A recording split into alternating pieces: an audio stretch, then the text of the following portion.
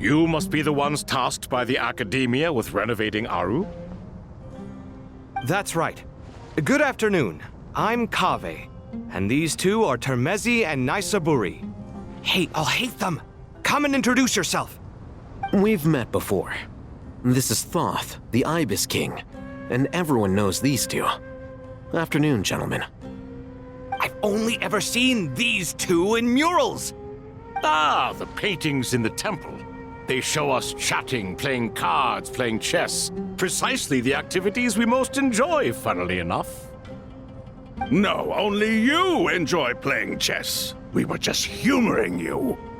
I wouldn't go that far. Back to the matter at hand.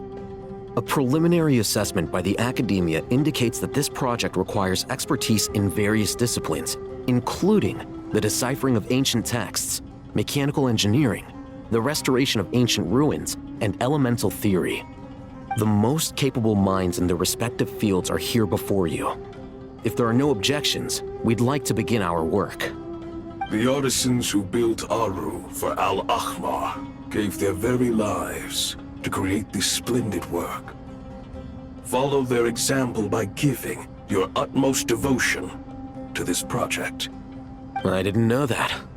We'll do our best, of course, but we certainly won't be sacrificing our lives. Such brazen words. Humans these days are a far cry from their ancestors. What little respect you show for King Deshret. No, that's not what he meant. Please, don't mind him. He shares your sentiments, just not your, penchant for hyperbole. Assuming that's what you were going for? I just think it's important to manage expectations. Forgive my lack of courtesy, but we simply can't sacrifice our lives to the gods on completion of the project like people in the legends of old. Here's a first draft of the project proposal for your perusal. Please let us know if you have any requests. Normally, I'd have made it look a lot more visually appealing, but we were really pressed for time on this occasion. I hope you'll forgive me if it's a little rough around the edges. Naturally. If my fellow ministers deem this meager display of respect sufficient, I suppose I can consider agreeing to their proposal. Why are you so preoccupied with the ostentatious displays of respect to Al-Ahmar? We should be trying to make things easy for them. You never know. We might have to rely on these young people to look after us in our old age. Exactly. This is Aru's mainframe. Be reminded to use it with great caution. We certainly will. Thank you for your assistance. You may attempt to lay out punishment should you so desire, though I'm afraid it would be futile. You and I both know that certain components of Aru can only be operated by humans. King Deshret always believed in humanity. Still, the reason that Aru's modules are designed that way is not so much because he trusted them, but more because he was wary of you. Is that true? No wonder human artisans helped to build Aru then. He actually required human assistance to create his greatest work. Naturally. Have you noticed that the Goat King keeps giving superficial responses? It's like he's just going through the motions and leaving the real debate to his colleagues. He understands the art of perfunctory speech. That's what earned him his position as the Minister of Ministers. It seems the rumors about King Deshret being a poor judge of character are baseless after all. Excuse me for being blunt, but it sounds suspiciously like you're putting yourself on a pedestal and mocking me. You're mistaken. And while there's nothing strictly wrong with making every conversation about yourself, it's not exactly a positive tendency either. You? Whatever. I knew it'd be like this working with you. All right, let me past. I need to look at this console. It's your job to activate it after all. Let's begin. Everyone, please proceed with the external checks and preparations as per the procedures outlined in the engineering plan.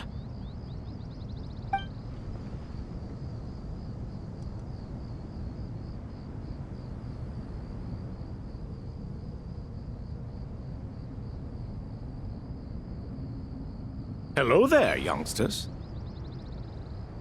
Whoa, the Ibis King came to life. What do you mean, came to life? I've been alive the whole time!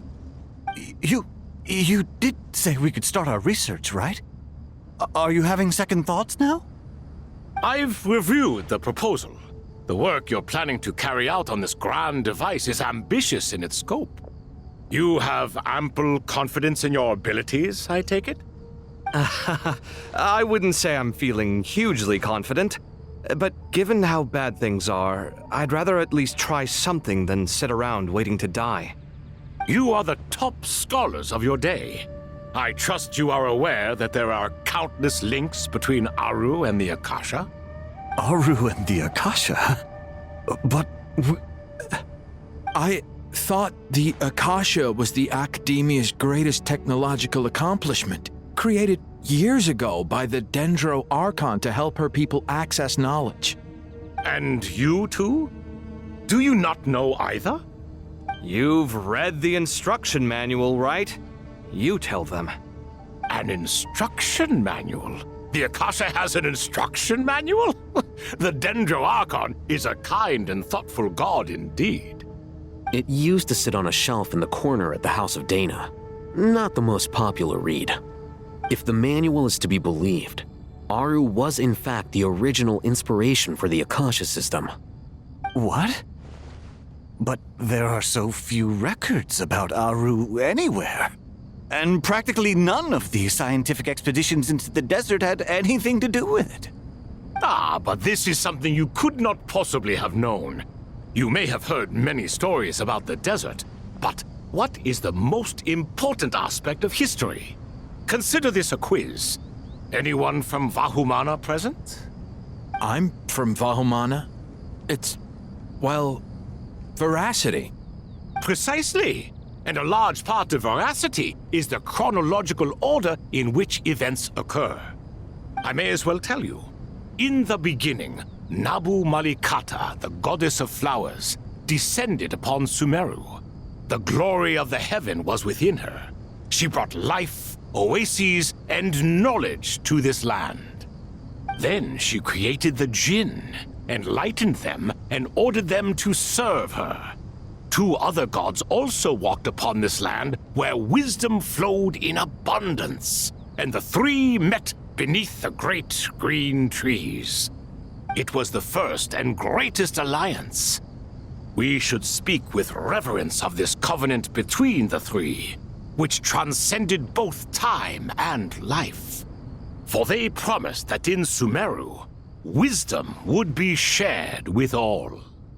All the great changes in Sumeru's history began with the goddess of flowers. For King Deshret's sake, she pried into the secrets of Celestia, and for this was burned to ashes by the flames of wrath. So grieved was King Deshret by her passing that he lost all interest in state affairs and devoted himself instead to the knowledge that she had brought back. It was after learning of the technology from that floating island in the sky that he first conceived of Aru. And so, the Akasha was inspired by Aru, while the basis for Aru itself came from Celestia's technology. Well, if the 2 share a common technological origin, then connecting one system to the other is an entirely feasible idea. Unbelievable. Have you no reverence at all for celestial technology? No, I do, but there's no time for that. The schedule is too tight. Blame it on the deadline. Perhaps you could try coming up with our cutoff dates. You know what it's like having to turn around 5 different drafts in one day? I wouldn't wish it on my worst enemy. Yeah, also, Sir Ibis King, you don't plan on getting directly involved at all, do you? Yes, well, you strike us more as having come to give a popular science lecture. Or, wait, does this count as more of a first-hand witness statement? Neither. Anyway, this sounds like far too much work for me. Still, if Aru is so powerful, why didn't King Deshret use it for more ambitious ends? Because it was never fully completed. King Deshret had grand plans, but he perished before they could come to fruition. In the beginning, his wish was to create something that could rival the very world itself. The Lord of Flowers sacrificed everything for that ambition. What he desired, she bestowed, and thus was knowledge brought into the world. Her courage and sacrifice had to be honored with the most splendid of monuments, or King Deshret would surely have deemed it a grave injustice. And that monument, built from knowledge and technology, etched with a sacrificial and courageous love, even in its unfinished form, it deserves to be treasured. At that time, King Deshret said the following to the Lord of Dendro. Since we share an eternal covenant, I shall never be your enemy. Hence, the fruit of wisdom from the heavens is not to be devoured. Remember, it is not that I lack the power to become the enemy of wisdom. Yet you and she have taught me much and shown me kindness. For this, I cherish you both. In the end, Aru was only used to store a portion of the souls. It was but a primitive form of the masterwork the king had envisaged. His final hope for Aru was to return to the past, when she yet lived. So the point you're making is, King Deshret was both powerful and ambitious, and he only ceased his imperious ways out of affection for the Goddess of Flowers and the Dendro Archon. You could see this as an act of mercy, but you could also see it as the sentiments that lay between these three gods placing constraints on him. This was, after all, the foundation of the alliance between them. This explains why Aru was both a prison and a monument, and why the answer to the three questions was time. You have to be careful who you get involved with, or you invite all manner of misfortune. This is as true for gods as it is for humans. Love is the same. It is both a prison and a monument. All right, let us pause the story here for now. Seeing as you've been so diligent, I'll offer a little help. Who's in charge again? Is it you two? Ah, yes, me and him. Now then, close your eyes. Wisdom hides in the space between the tangible and the intangible. It is to convey the incommunicable through the simplest of mediums. By the power of King Deshret, I shall grant you a glimpse into the unseen secrets that lie at the threshold of existence.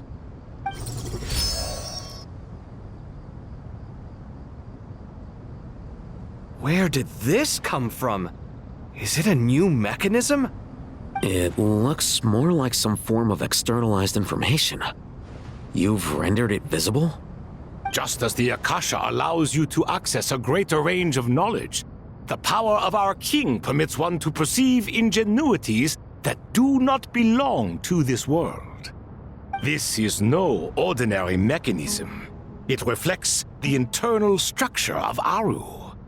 Whether you choose to increase or decrease, keep or discard. Come, use these to achieve the outcome you desire. Looks mechanical to me. Better let me handle it just in case. But wait, how do I get up there? Turn around. So that's where the elevator is.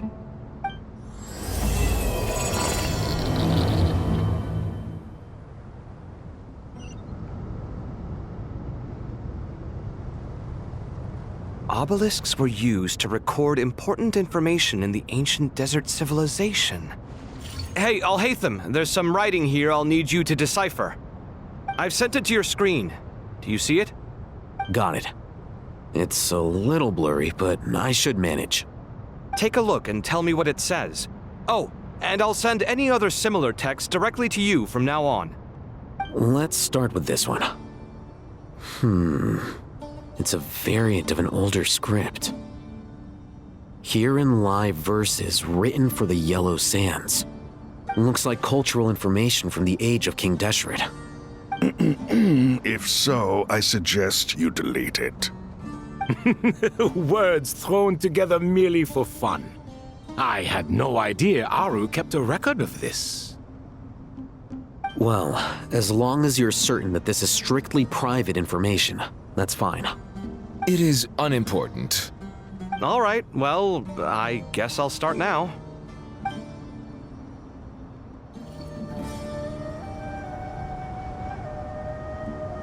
Found some more. Sending them over to you now. These are all reports about the Gurubad conflict. Can we delete them? I'd say so. Most of this information has already been archived anyway. What if there are details in there that Vahumana missed? What are we supposed to do if they come after us in the future? They'll just have to live with it. If we don't resolve these issues now, there won't even be an academia in the future, let alone a Vahumana Darshan. Yeah, you're right. Okay, done. There's some other similar monuments nearby. I'll check them out.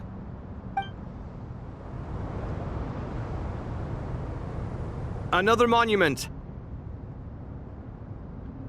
Hold on.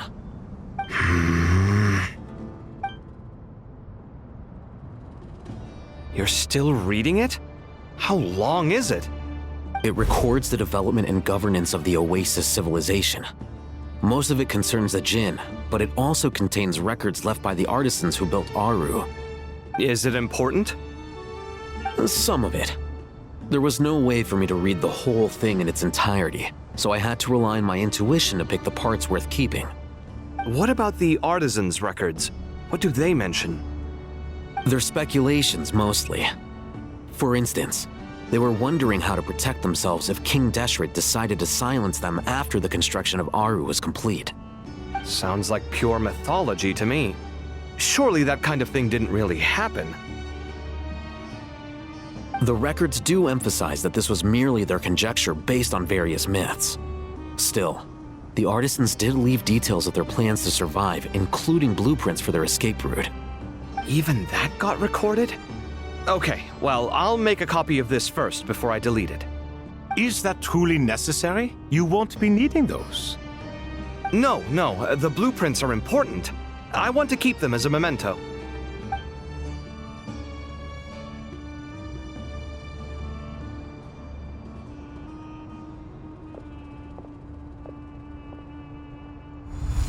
I think that should just about do it. It meets the requirements of the contingency plans, so we should be good. I gotta say, it's the strangest feeling, this cross between reality and the intangible. It's like drifting between life and death, or in and out of a dream, using my own hands to manipulate illusions that are forever out of reach. Chasing dreams in the most literal sense. Definitely a novel experience. What happens if my spirit just floats away? That won't happen. Anyway, I wouldn't celebrate just yet if I were you. There's likely to be a phase 2 of this project. All right. I'd better keep my wits about me then.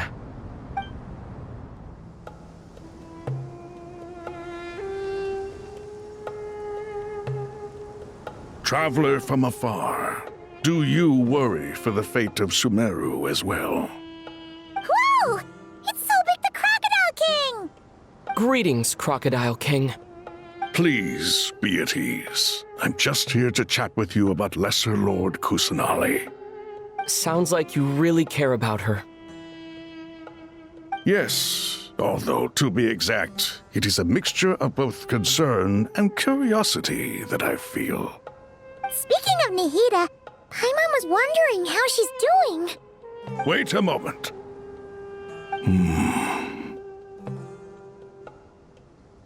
What is it? I tried calling out to Apep, but there was no response. This can only mean that she is focusing all her energy on taking care of Lesser Lord Kusanali. All the gods who serve King Deshret seemed super surprised to hear that Apep agreed to help Nihida. Guessing she made a bad impression on you or something. Are you aware of the history between her and our king?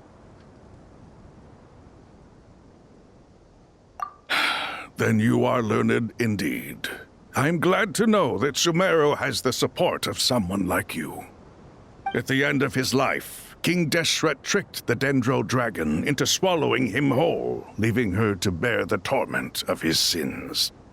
The Dendro Dragon despised King Deshret, yet he outwitted her. Rather than bringing disaster to the land, he chose to deceive her and thereby ensure his annihilation. An act that surely displays his love for humanity. The Dendro Dragon stands for the glory of a bygone era. She hated Al-Ahmar and what he represented. All the gods, all the power they wielded.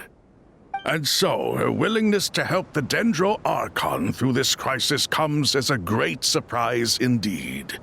It makes one wonder whether, perhaps, the Dendro Archon assisted her in the past. Yep, Nahida did her a huge favor.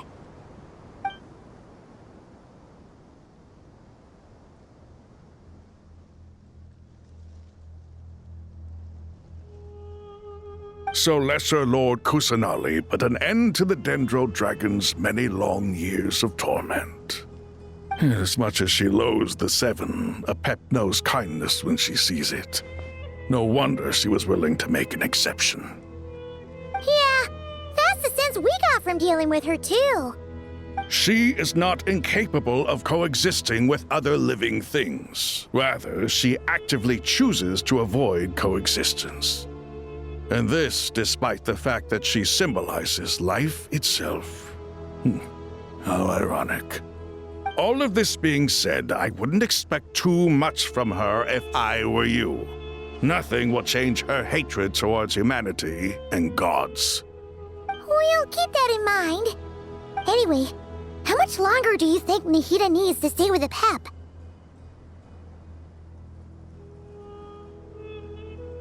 For all we know, the Fatui might still be in the desert. Just to be on the safe side, why don't we grab anyone who isn't busy right now and go look for her? I'm alright, Paimon. Huh? Was that Nahida's voice? It seems the treatment was effective. Since when do my deeds require your evaluation?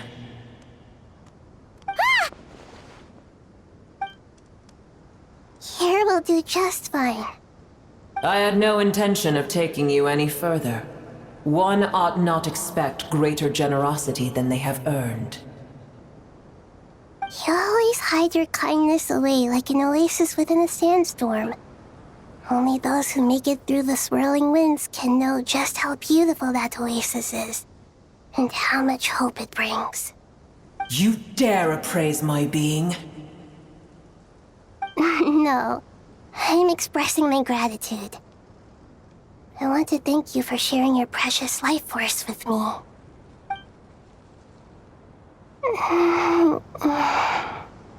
Awake already? You are more resilient than I thought. Pep. I feel much better. Thank you. Gods and their gratitude mean little to me.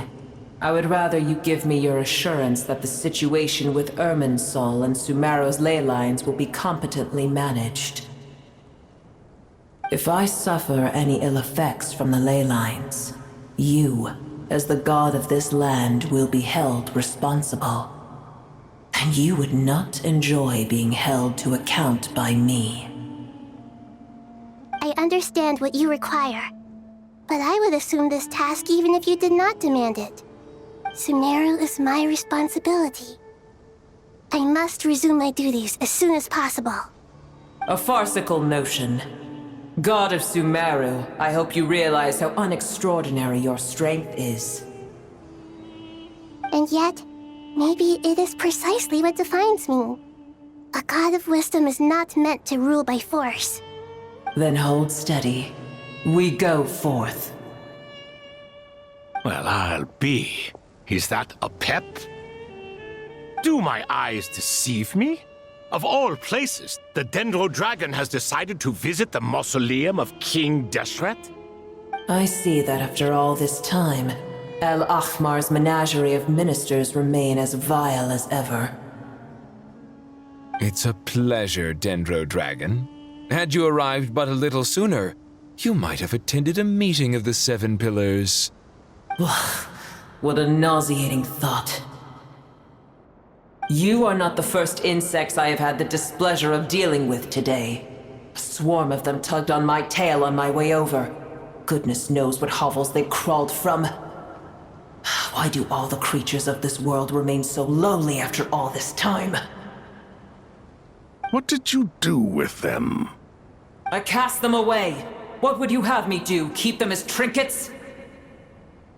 Boer, this is where we shall part ways. To be clear, I do not wish to see you or anyone else here ever again, unless absolutely necessary. Then I wish you peace as you return to your dwelling place.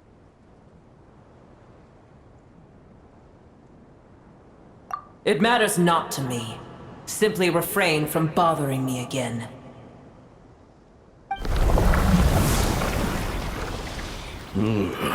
A force to be reckoned with. At times like this, I feel glad that she has no interest in any of this.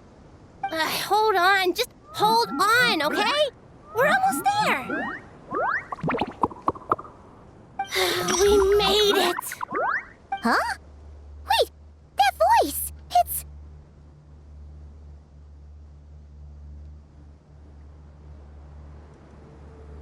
Uh-oh, I'm gonna fall.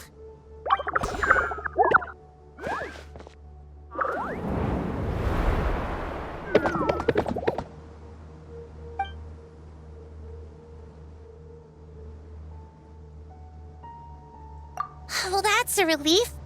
A pair of safe hands indeed. The Dendro Archon's familiars. They are the last thing I expected to see here. Huh? Wait, what are the Aranara doing here? Don't you guys hate the desert? Obviously I was worried about the Dendro Archon. I've been supporting them with my Pari powers the whole way here. Oh, they seem pretty nervous. Is it because there are too many people around? Not just people. It's all these non-human beings, too. It's hard on them. I can't believe you made such a long and dangerous journey just for my sake. I appreciate your support so much. Thank you all. I'll have to ask everyone to wait while I help our new arrival settle in. Once I'm done, I'll gather everyone to discuss our next steps. Traveler, Paimon, shall we find a place for our friends to stay?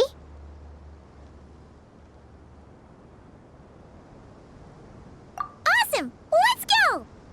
Well, first I have some questions.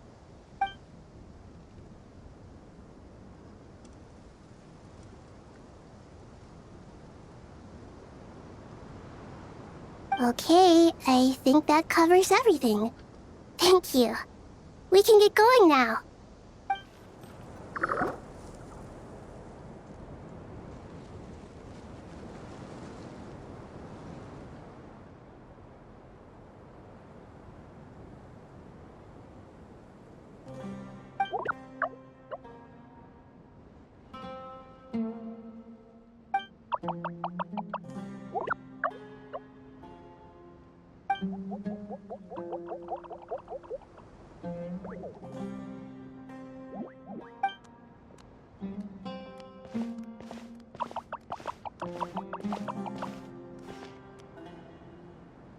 Hello, everyone.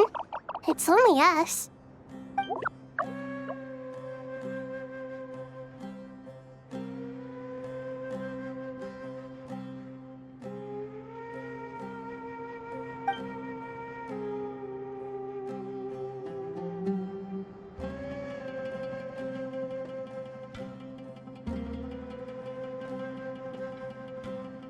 It must be very tough for you coming all the way out here, especially since you don't like the Veluca.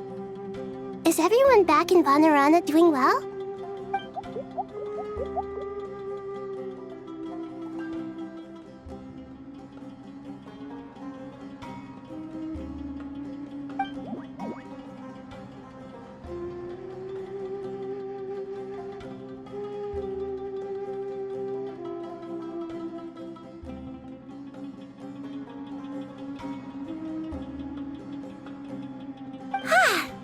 everyone's here.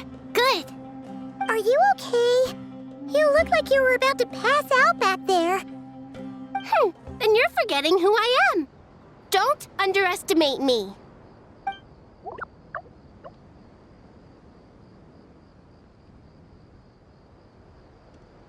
Red flag. Oh, excuse me. Are you comparing me to Paimon?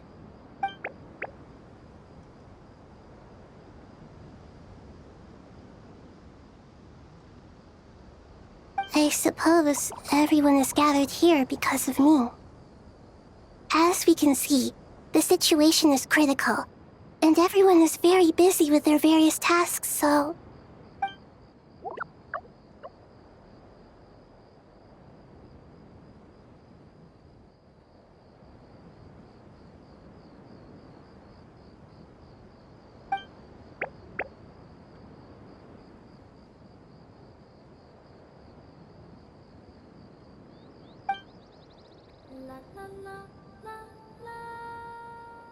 I can't thank you enough. Right now, we're focused on restructuring Aru, processing excess information, and helping restore everyone's confidence. I'm sure you'll find it all very straightforward. I can help too. Just let me know where I'm needed.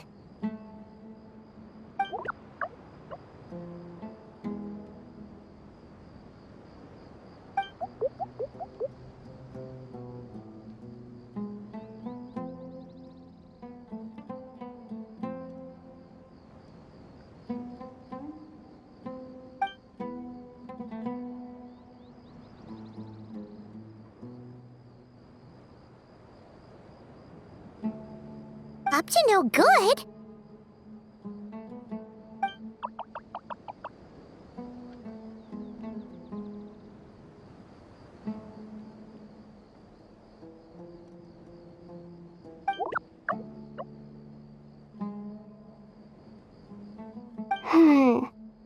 That definitely sounds suspicious. Traveler, Paimon, I have other work to attend to here that needs to take priority. Could I trouble you to investigate the situation Arabalika spoke of? No problem. Leave it to us. Thank you. I'm counting on you.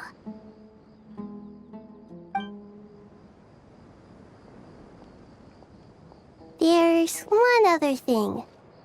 If you are to work alongside the people of Sumeru, you will need to make yourselves visible to them. Is that acceptable to everyone?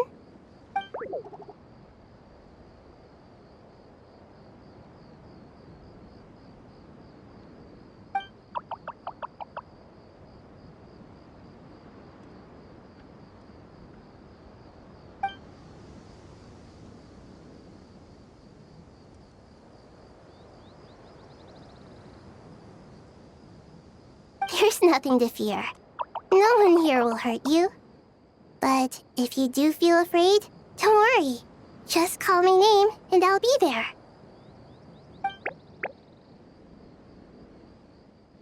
Very well.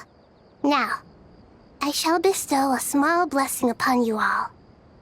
Whenever people see you and interact with you, from the moment their gaze meets yours, they will experience the most beautiful of dreams.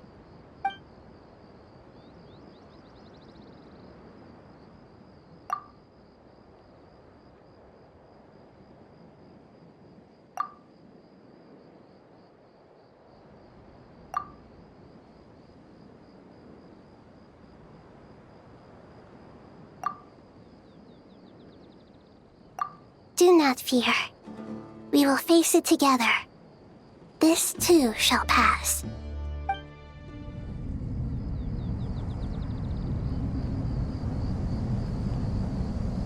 Ah, everyone's here. Wonderful. Dendro Archon, you're back. Are you recovering all right? You mustn't push yourself too hard. I'm doing very well. Thank you for your concern. I see.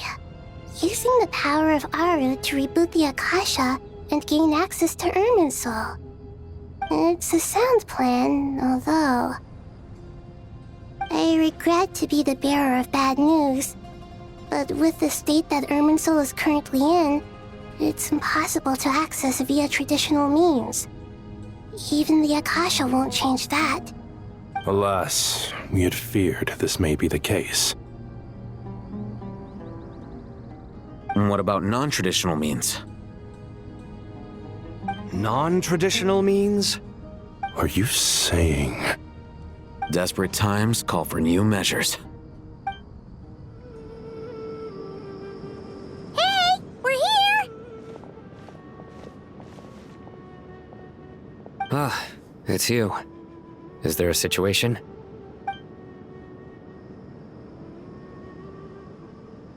The Aranara have good intuition when it comes to people. In other words, there may well be a traitor among us. Given everything that's going on, I'd be more surprised if there wasn't. Miss Nefer, as a professional intelligence broker, I trust you have a solution? Not one that I'm willing to volunteer. What's in it for me? Let's say I'll treat this as a pilot project aimed at expanding your intelligence operations. Whatever business you're in, an avenue to demonstrate your abilities could never hurt. I like the sound of that. Glad we're on the same page. Given that you rarely set foot in Sumeru, practically no one at Caravan Rebot knows who you are. I take it you've read the files on everyone in the area? Yes. I also skimmed the list of evacuees, and am more or less up to date on where everyone stands. Any initial suspects? Limiting the scopes to males whose recent activity could be viewed as suspicious. I've identified 3 names. The Aranara saw 2 people talking, but currently we only have 1 suspect. The other person was probably just a messenger, and in all likelihood has already left Caravan Rebot. Everyone is heading for the desert per the evacuation order. Anyone willing to turn back at this stage is almost certainly with the Fatui. There's no way it was a spur-of-the-moment decision to act at a time like this. This spy must have been planted long ago. We need to smoke him out from wherever he's hiding. Sounds like you have the beginnings of a plan.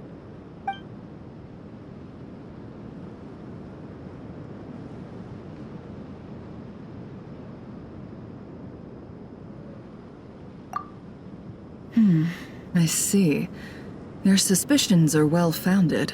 I'd be watching him too if I were you. So far, we still lack solid evidence that he's been bribed. He hasn't made any recent purchases that would indicate he came into some cash. Then let's get closer to him to confirm before we make our move. I can handle it. I'm not based in Sumeru, so barely anyone at Caravan Rebot knows who I am. And you're certain you've never encountered this person in Nodcry? I'm certain. Besides, it's extremely rare for me to have had any direct contact with Sumeru mercenaries besides Jet. There's no way he could have seen my face before. Sino, stay out of sight and wait for my signal. If he raises any red flags, I'll bring him toward the main road. Understood. I'll take it from there. Excellent. Well, it's a pleasure working with you.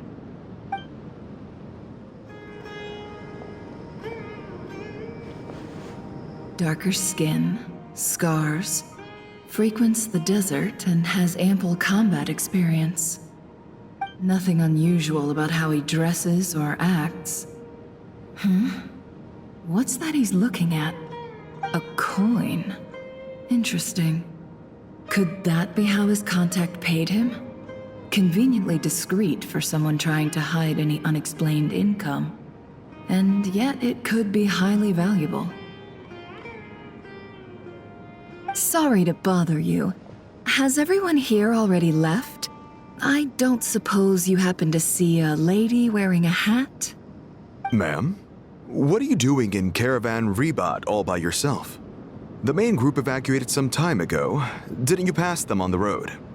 My friend and I lost some of our cargo along the way. I didn't want to miss out on potential business, so I told her to go on ahead and meet the client while I retraced our steps. I didn't think it would be so late by the time I found it. And then there was a terrible sandstorm. I guess I must have taken a wrong turn, because I didn't see any large groups on my way here. Forgive me for asking, but just to be on the safe side, could you describe this friend of yours? Sure. She has blonde hair, and she was wearing a hat and a white dress. You'd definitely know if you'd seen her. Yes, I think that does ring a bell. Ah, my apologies. During this exceptional time, the Core of 30 are under orders to be extra cautious when dealing with unknown people, whoever they might be. I understand. Well, sir, is there anything else you need to know? If not, I'd better try and catch up with them. Hey, wait! They left a good while ago now. You'll never catch up with them on your own. Why don't I give you a ride? I'm here to collect the last few people anyway. We have plenty of carts, so one more won't be a problem. That would be amazing. Traveling with a group will be much safer. I'll have to pay you for your trouble. Hey, let's not worry about the money for now. Wait here a moment. Once I'm done packing up, I'll take you to join the rest of the group. All right, thanks. Let me know if you need a hand carrying anything. No need for that. I'm strong enough for both of us. Okay. Well, I wish there was some way I could repay you. Guess it's my lucky day, running into someone who knows what they're doing here.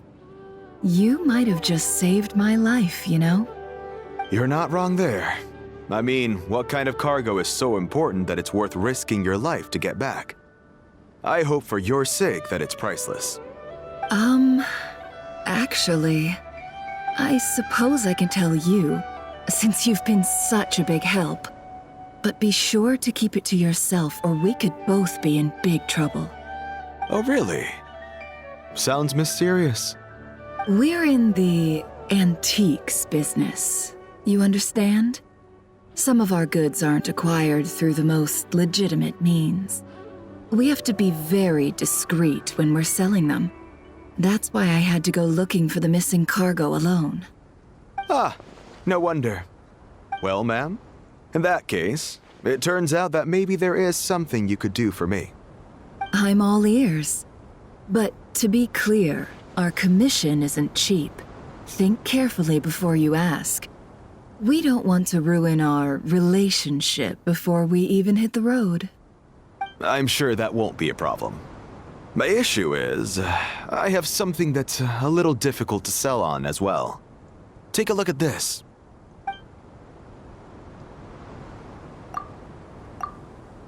Pure gold. That's quite something. How'd you come across it? Dig it out of some ancient tomb? If you look hard enough, there are many treasures to be found in the mausoleum of King Deshret. It has no distinct Snezhnayan markings. That'll be why he's going with that story. And he clearly doesn't want to arouse suspicion, so he's on the lookout for an opportunity to make a quiet trade. Surely you have an existing business partner. Won't they take it off your hands?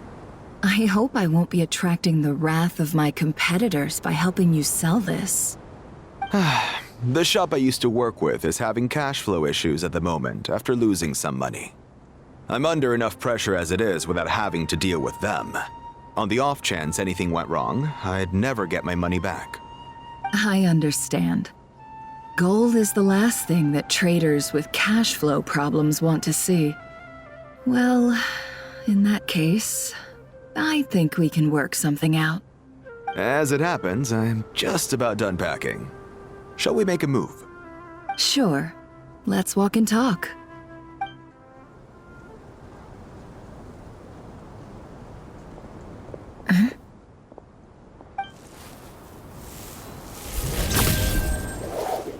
Hands where I can see them. General Mahamatra! No, wait! What are you doing?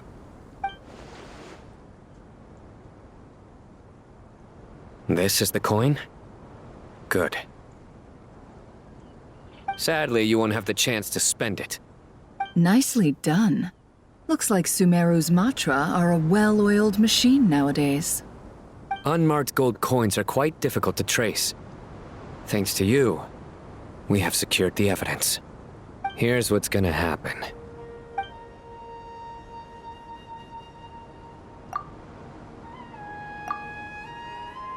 Southeast from here, leeward side of the hill.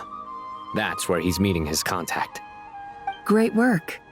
Candace tells me your interrogation skills are highly effective. Hers are quickly catching up. She's improved a lot in recent years. Looks like it's over to you for the next step. Because I'm quickest on my feet? Because you know how to trail a target. Plus, it'll be easier to monitor their activity from the air. Fine. I'll be quick. One more thing. The Traveler just brought a message from the Dendro Archon. Once you're done with this, we're to meet up at the mausoleum of King Deshret. Got it. Will do. Are you sure you'll be okay on your own? Gee, I don't know. Maybe you should come with me. Okay. Then Paimon's coming with you. Really? You do know this is a stealth operation, right? Meaning, you have to be quiet? Paimon, are you sure about this? Well, Paimon at least wants to give it a shot. Like everyone says, if you never try, you'll never know. Besides, being the best guide into that has to count for something. This should be a piece of cake. Fine. Join me if you want. But be warned, if anything goes wrong, I'll have to gag you and shove you into a bush. No need! Paimon will be super careful. Promise! Good. Then what are we waiting for? Let's go. Ah! Coming! Coming! Hey, guy! Wait up! Hey, slow down, will ya? We're here.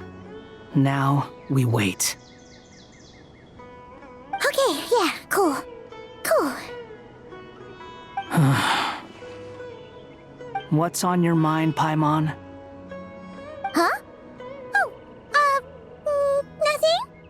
I thought all you cared about besides being a guide was food and sleep. Why the sudden urge to go on a dangerous mission? What's that supposed to mean? Paimon's been on plenty of dangerous missions before. But never on your own. You hardly ever leave the Traveler's side. Just saying, I'm kind of at loose ends right now. So if you did want to share, I suppose I'd have to listen. If not, suit yourself. Makes no difference to me. That guy? Do you think Paimon is useless? What? Where's that coming from? When we were in Notcry, Paimon suddenly realized something.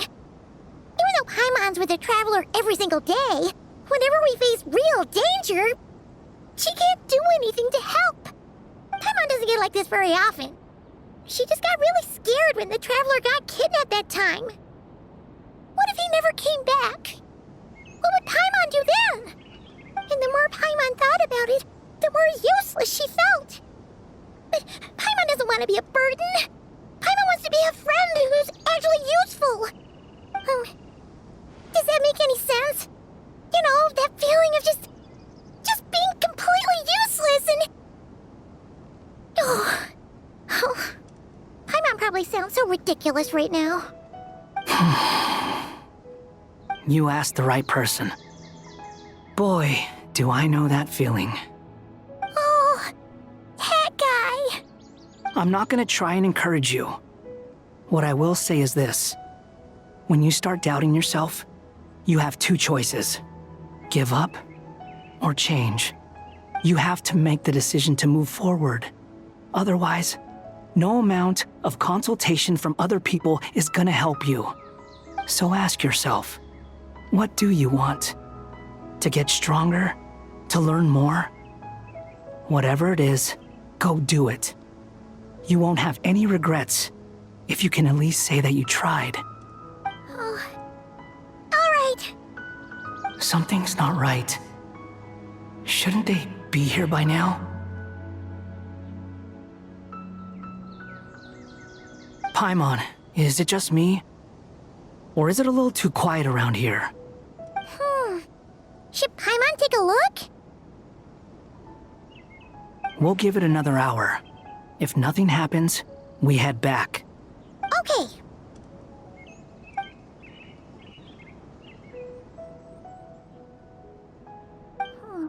How strange. We've been here for ages. Where the heck are they? Have we been stood up? What is it? Did you think of something? Something feels off about this whole situation, but I can't quite explain why. We know for sure that the guy Sinocot had something set up, yet somehow his contact is a no-show. So, either the handler got caught, or, more likely, they decided to cut our guy loose. And how would they know to do that? Wouldn't they at least send someone here to check things out? That's the problem. They couldn't possibly know what's happening here. Unless... This feels all too familiar. Come on, let's head back. Even though this isn't a formal meeting, I'd still like to start by saying how grateful I am to each and every one of you. Thank you all for coming here and standing by our side. Shesipank and Bennu are currently assisting the scholars with the maintenance of Aru. Please forgive their absence. As for Hermanubis, may he rest in peace. We remember him with great fondness. There have been times when I imagined what it might be like to meet you all. Now that it's really happening, I feel quite emotional. Time has taken many things away, but that which remains is all the more resilient. I must say, there is one thing that rather surprises me. You appear to be in good spirits, Lesser Lord Kusanali. But even so, I can sense that the life force given to you by the Dendral Dragon has far from fully resolved the problem of your vitality. Oh no! So even a Pep's power didn't work? Don't worry, Paimon. It worked very well indeed.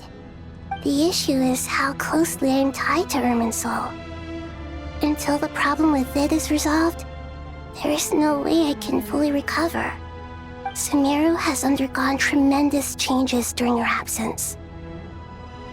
When gods pass away, inevitably, people's faith in them grows weaker. You must have sensed it already. Your power is not what it once was. Regrettably, this is true. I too have grown weaker due to the effects of Irminsul.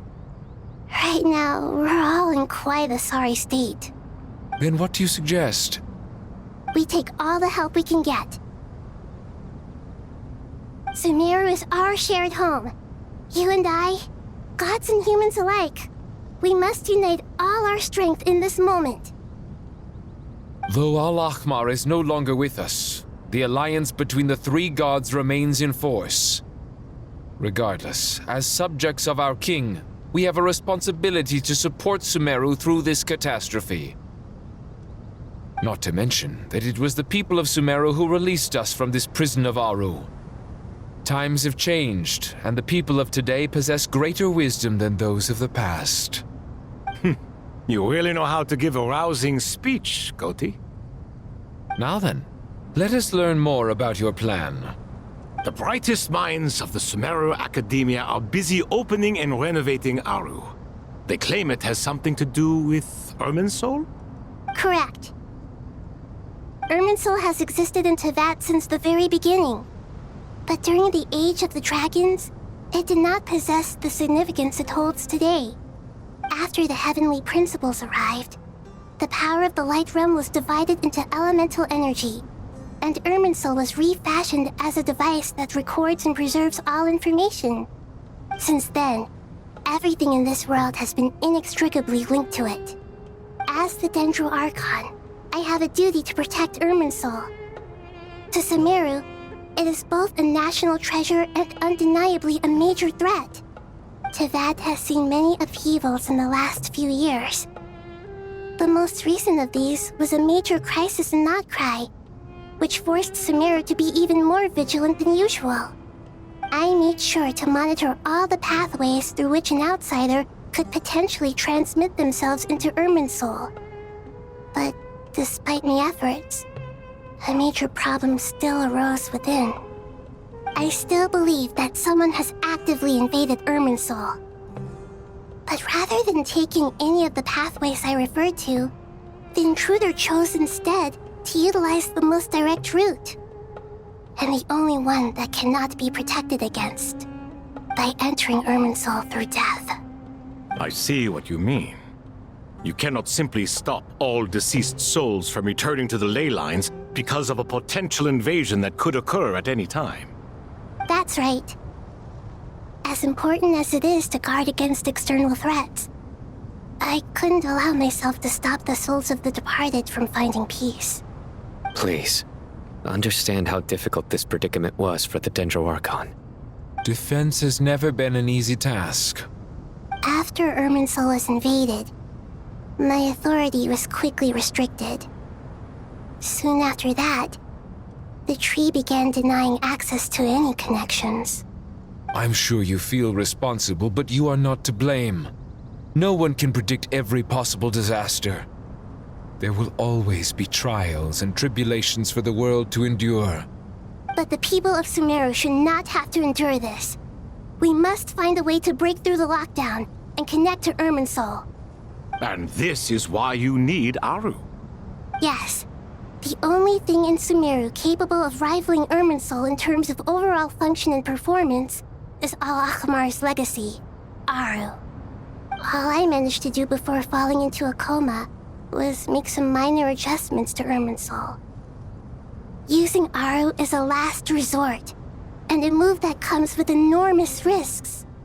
The Scholar's initial plan was to borrow Aru's power to reboot the Akasha, then use the Akasha to connect to Irminsul and investigate. Unfortunately, Irminsul has suffered far greater damage than they first thought, rendering that plan futile. To rise to the challenge, we had to resort to more extreme and far costlier means. This has led to a number of new contingency plans. To reclaim Irminsul, our brightest scholars have made further modifications to Aru with multiple goals in mind. I thank you all for giving them your blessing in this endeavor. Human wisdom has clearly improved over the millennia.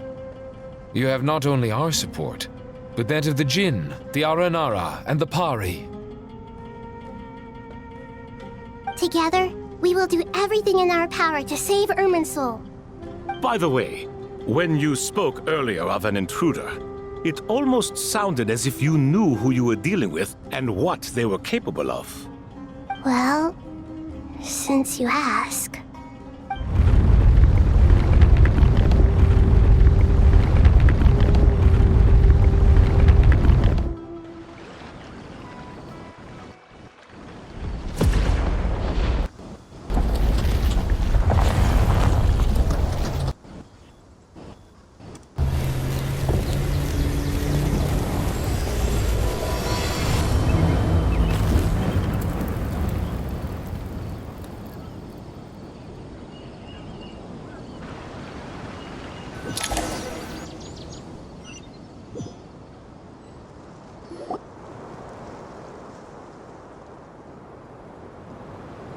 Master Tainari! What is that? Is this Irminsul? How did this happen? What's going on inside? Luckily, we managed to evacuate everyone. What in the world was that? That was terrifying!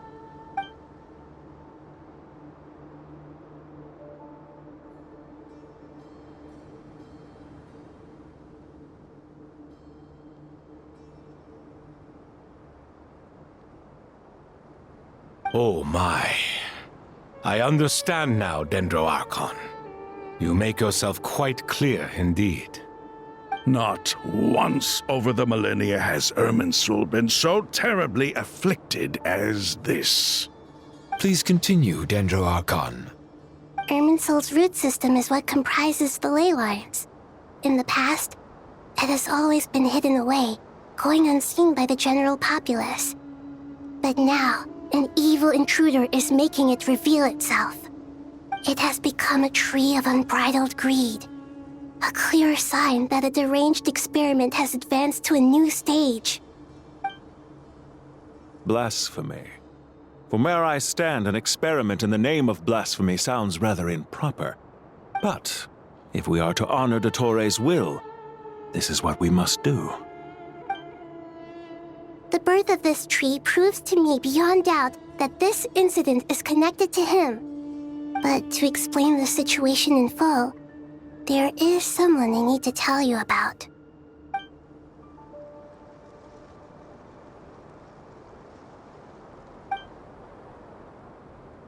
Zandik. So it was him. I saw him in the desert once. A man of supreme arrogance. So this is where it has taken him. But didn't Dottore die and not cry? How is he still able to do all this? He must still have loyal followers amongst the Fatui. Even so, I'm still unclear as to how he has been able to wield such a profound influence over Irminsul. I can confirm that Fatui forces have arrived in Sumeru City. Furthermore, Irminsul seems to be undergoing some kind of mutation. Evil branches are beginning to grow. Things that do not belong to this world are slowly but surely materializing. Sorry, I couldn't think of any other word to describe it. They don't seem to be fully formed physical entities yet, after all, but they are gradually becoming real. A baleful tree climbing up into the heavens. Speaking of Dottore, I have some information on that front as well.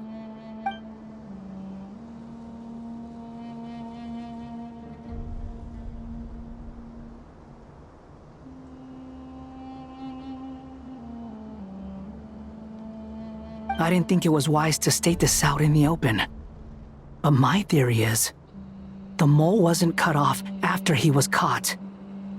They wrote him off from the beginning. You mean, the Fatui never intended to follow through with him? Then why plant a mole at all? It's hardly a conventional strategy, and the rationale behind it is pretty twisted. But as it happens, I know someone who works exactly this way. And when it comes down to it, his goals are very simple. He just wants to confuse people, so they can't figure out what he's up to. He's been a collaborator of Dottore's from the outset. That fact alone confirms that Dottore is involved with this somehow.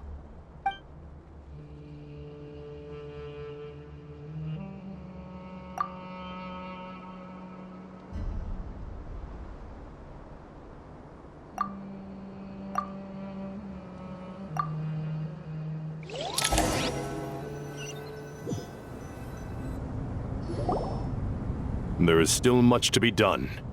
Everyone, please remember our core strategy.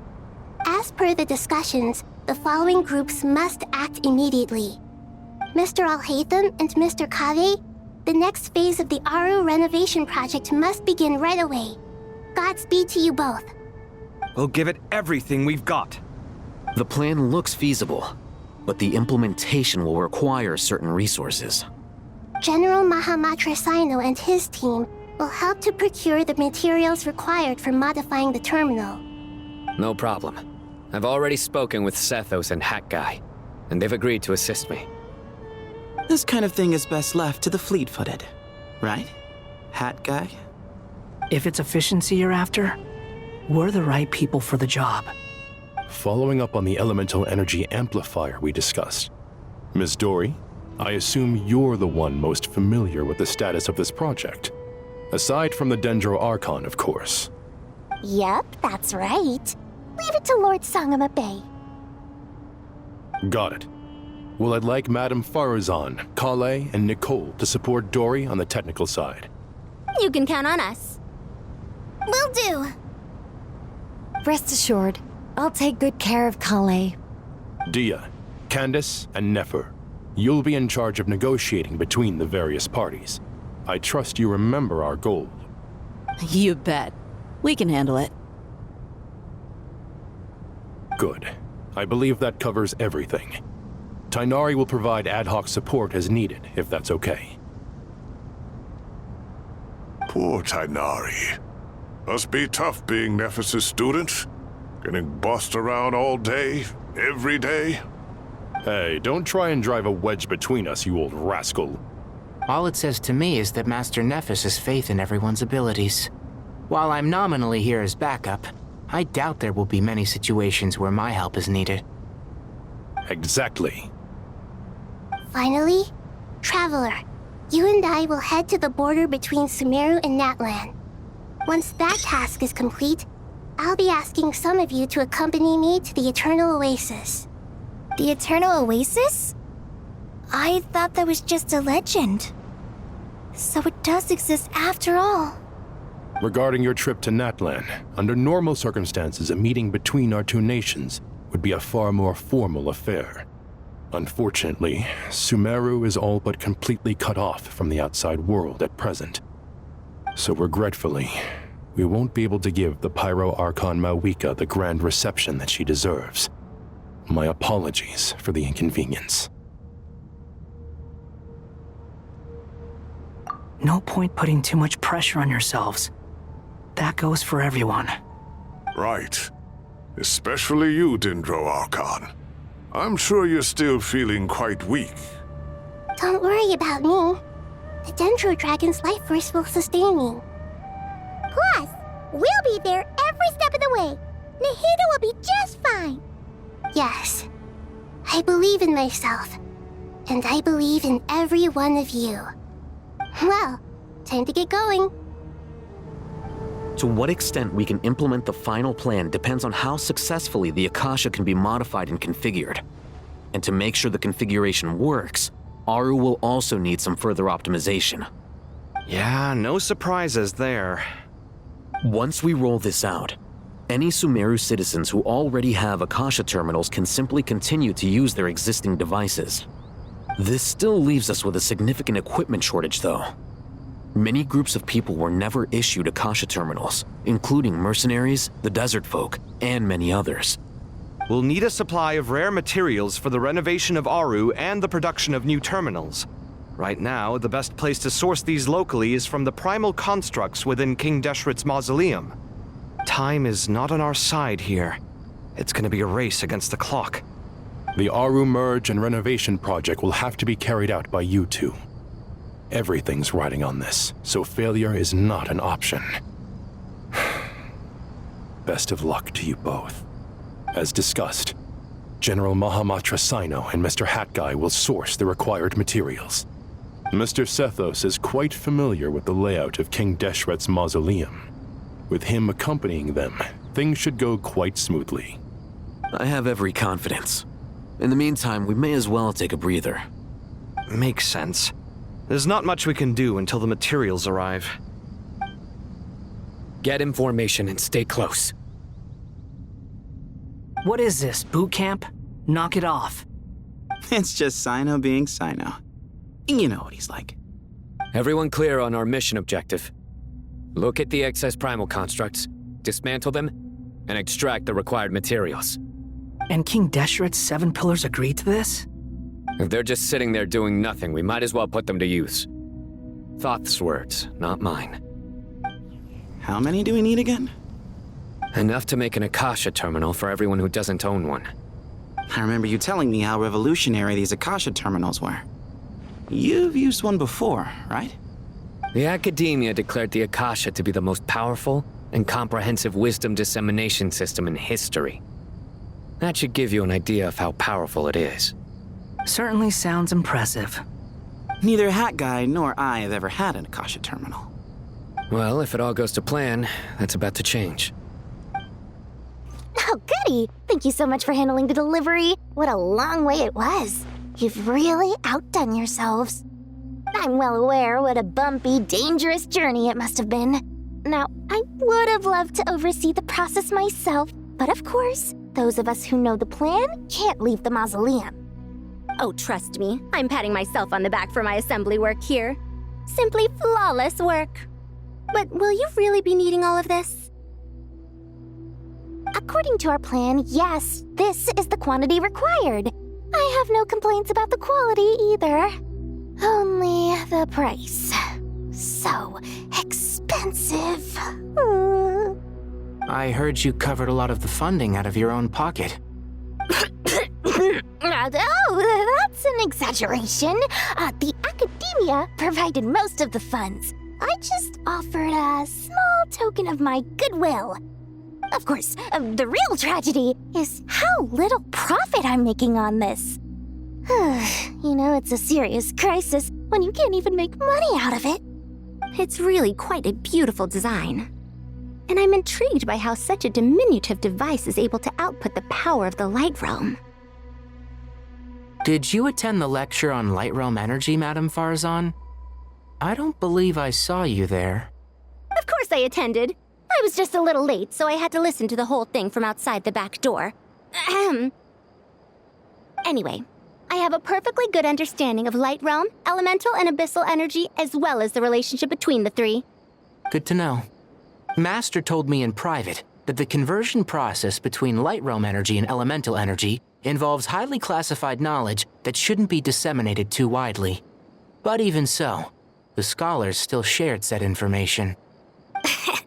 Well, you can't enforce a rule that everyone breaks. Is that the idea? At first, the Dendro Archon was reluctant to explain it in great depth for safety reasons. Later, she came to terms with it and simply informed my master that we would all have to face the question of survival together. To protect someone from such dangers means keeping them in the dark, but for someone to know and embody the wisdom within, they must understand its very essence. It's an information hazard. We're exposed to danger just by knowing the facts, and just like bait, it lures us in by offering us the solution to our problems. But if you're not careful, you'll end up pursuing it down a dark path. A tricky problem. But today, this big problem has been broken down into many smaller, more trivial ones. What do you mean? I get it. For instance, you and I share secret knowledge, while she and I take on the risks of life, death, and fate. Something like that? Hey, what? That is not what I call a trivial problem.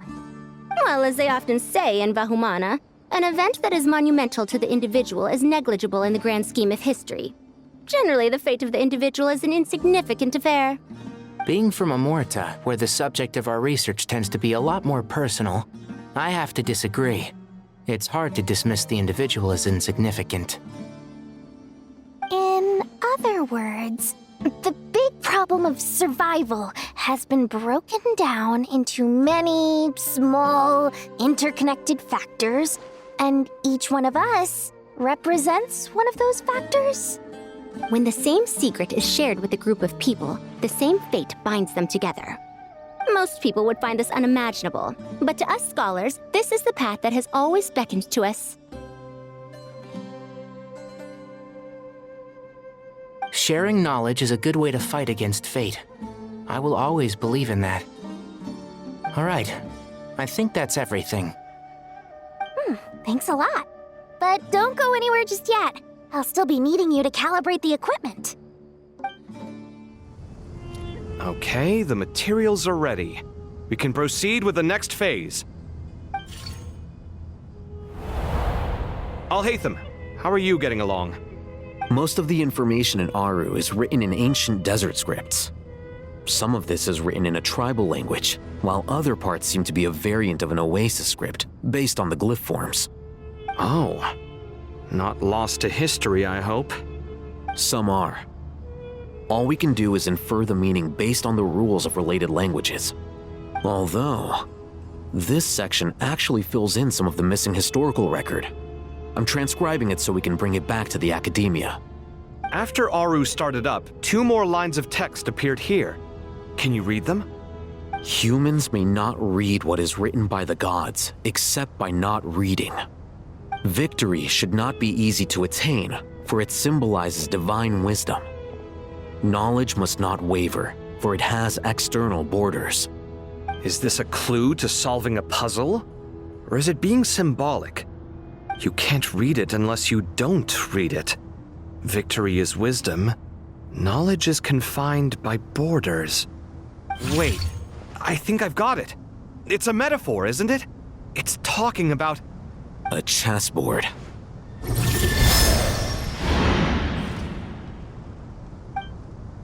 You were right.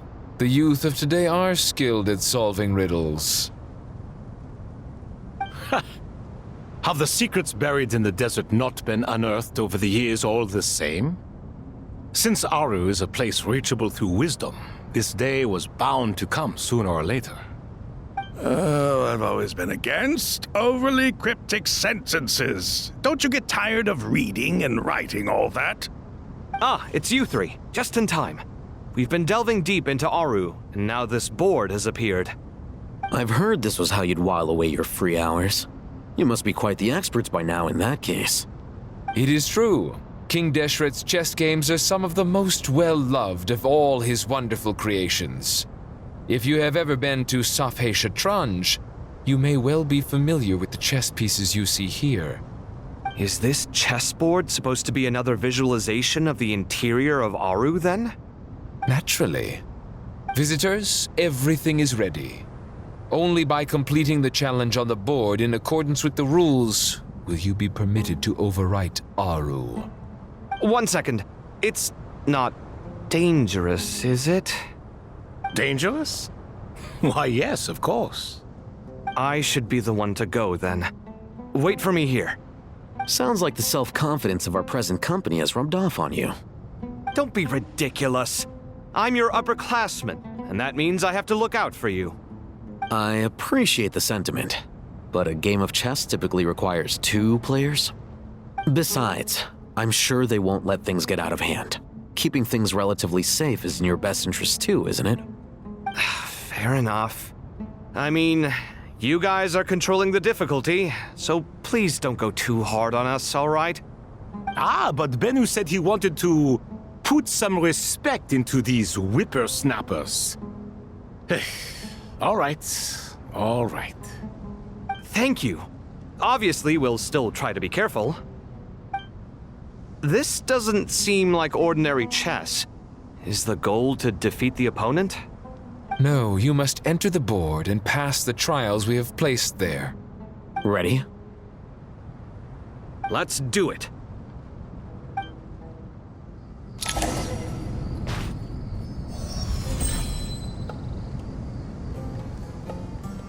Done. Finally. It's over. But seriously, that was incredible. Standing on the chessboard felt completely different from standing on solid ground. And also... Oh, sorry. I'll save my thoughts for later. Thanks to the 3 of you for helping us out with this. Is it just me, or were you giving us quite a lot of guidance along the way? We made but a humble contribution. You lived up to our expectations. Bravo! Our aid was not given for naught.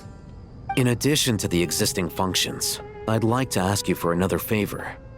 Since Aru's interference shield can cover the entirety of the mausoleum, it should be possible to extend its range even further. Perhaps you can find a way. So, building upon the existing functions to... I'm with you! Imagine for a moment. What would the ideal outcome look like if this function were compatible with the devices? I agree. This is the best solution possible. Please, everyone, we beg you to help us. Me, oh my! Well, since you ask so very nicely, I suppose... Goti? Kroko? What do you say? Naturally. There you are.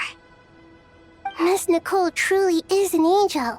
She shows great wisdom in guiding others, and she has already sent word to Natlan on our behalf. She said that while the other members of the Hexen Circle are busy with important work, she is quite free, and she's more than willing to accompany the people of Sumeru for the entire journey. Oh, yes, Nicole, all right. Always super patient and loves to help everyone out. She's the best. She is. So kind and enthusiastic. Well, time for us to get going. Let's head out. This should be one of the closest places to Natlan in all of Sumeru. There's the barrier Nicole and Nefer mentioned. It completely cuts this nation off from the others. But why? Why separate you from the rest of the world now, specifically? And if I'm not mistaken, Irminsul was polluted once before, wasn't it?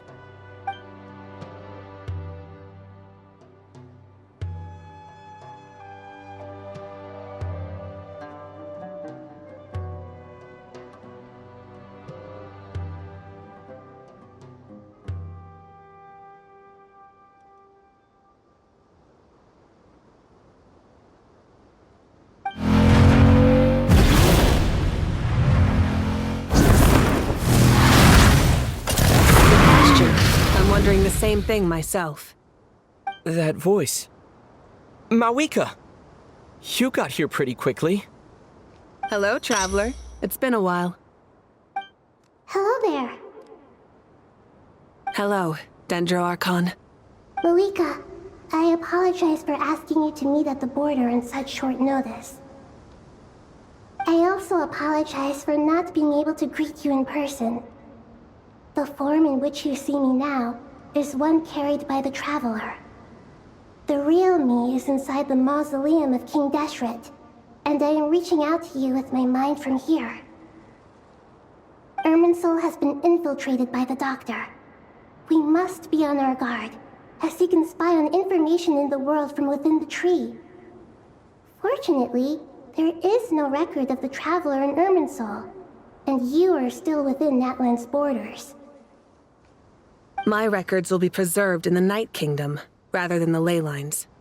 As long as the Night Kingdom remains disconnected from the ley line cycle, the Doctor has no way of knowing my movements. Exactly. So by meeting each other in this way, the meeting essentially never happened. No wonder Paimon didn't come. You were concerned that her activity would be recorded by Irminsul. The Natlanese have heard about the situation in Sumeru. With the borders sealed off, merchants have been forced to stop their shipments. It's pretty serious, and you're the ones bearing the brunt of it. I'd like to address the question you raised at the beginning. I can offer a brief explanation, although it will sound rather cruel. I don't reach this conclusion gladly, but Irminsul predates the Heavenly Principles. It existed long ago, when the dragons of Natlan were at the height of their power. So even when the people of Sumeru became ill because of pollution, it was not a critical issue from the perspective of Irminsul itself. As long as it continues to function normally, the barrier will not be activated. But this time, the Doctor's invasion has directly affected the tree. That is what caused the barrier to deploy. The Heavenly Principles established a rule that when Irminsul is plunged into grave danger, a portion of power will be reserved to isolate Sumeru. That way, even if Sumeru is destroyed, the outside world at least has some time to catch its breath. We'd certainly need it. The Heavenly Principles created almost everything that exists in Teyvat today. To them, preserving the existence of the world and its inhabitants takes priority over protecting Sumeru. Meaning, protecting Sumeru now falls to you. Yes. My own power may be limited, especially compared to yours. But that doesn't mean that we're just gonna sit around and wait for the end. If necessary, I will utilize any and every means at my disposal. Nicole of the Hexen Circle didn't say exactly what this meeting was about, but after hearing everything you've said so far, I think I can guess where this is going. That's right. Nahida and I discussed it at length. We both know how presumptuous this is, but... You need the pyronosis, don't you? Yes, you guessed correctly. Originally, I only intended to borrow it, but the situation is far graver than I foresaw. So instead, What I ask of you is to please give the pyronosis to Sumeru. Why do you sound so nervous? There's no need to be shy. Surely a gnosis is pretty important to a god. I guess, but it's not as if losing it would suddenly render us powerless. But I'm sure you don't need me to tell you that. With all the nations you've traveled to, and all the gods you've met, you must have realized that by now. As far as I'm concerned, a gnosis is basically an elemental energy enhancer. But I don't usually use it. You know me. I like to think I'm pretty strong without it. Yeah, not about to dispute that. So you see, you don't need to sweat it. Here, take the pyronosis. Huh? Just like that? Uh-huh, just like that. To tell the truth, I've always toyed with the idea of giving it to someone who needs it more than I do. I know you accompanied Nahida here to try and increase the chance of success. It's a good thing you did, because your involvement is one of the main reasons you've managed to persuade me. Are you sure about this? Handing over your gnosis just because of me? I won't try to quantify it, but trust me. Handing over the gnosis to Tumaini is far from the craziest idea I could think of. Besides, even if you hadn't come here personally, I think I still would have agreed to Nahida's request. Irminsul doesn't just affect Sumeru. It impacts all of Teyvat. I know all too well how difficult it can be to protect the things you care about. So logically, morally, or however you want to cut it, helping you is the right thing to do. You don't need to tell me the specifics of your plan. Where the gnosis is involved, the tighter the secrecy, the higher your chances of success. Moika, my heartfelt thanks go to you and the people of Natlan. Don't mention it. But now for the hard part. How do I actually give it to you? The Irminsul barrier is right in the way. I have an idea.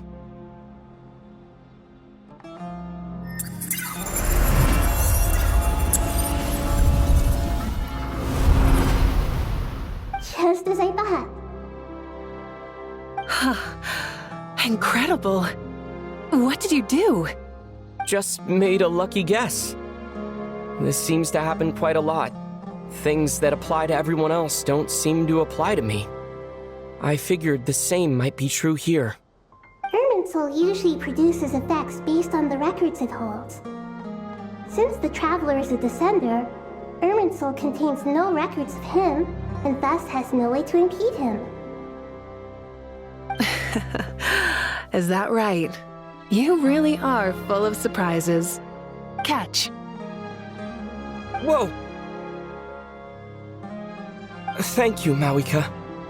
Thank you for trusting us with something so important. All right. No need to get so formal. It's not like we're strangers. Besides, there's still one problem. You might be able to pass through the barrier, but I don't know about the Gnosis. Any other surprises for us, Traveler? Let me try something. I have the Pyronosis in my hand. It feels strangely ordinary.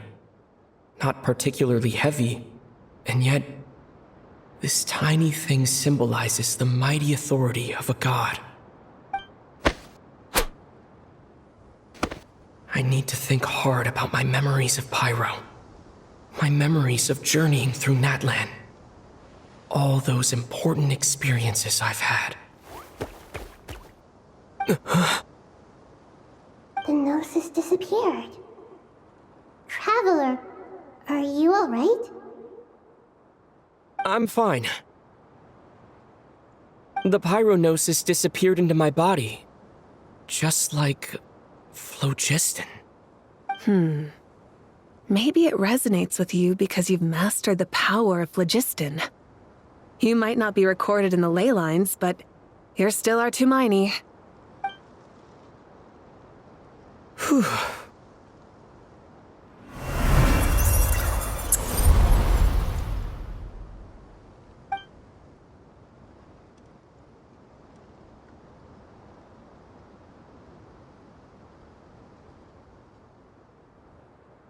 Please allow me to express my gratitude once again, Malika. Pleasure. Well, I've given you all the help I can. The rest is up to you. Good luck. We won't let you down. Yeah, we aren't about to lose. Traveler, Paimon, how are you feeling? Paimon's a teensy bit nervous, but only a teeny tiny bit.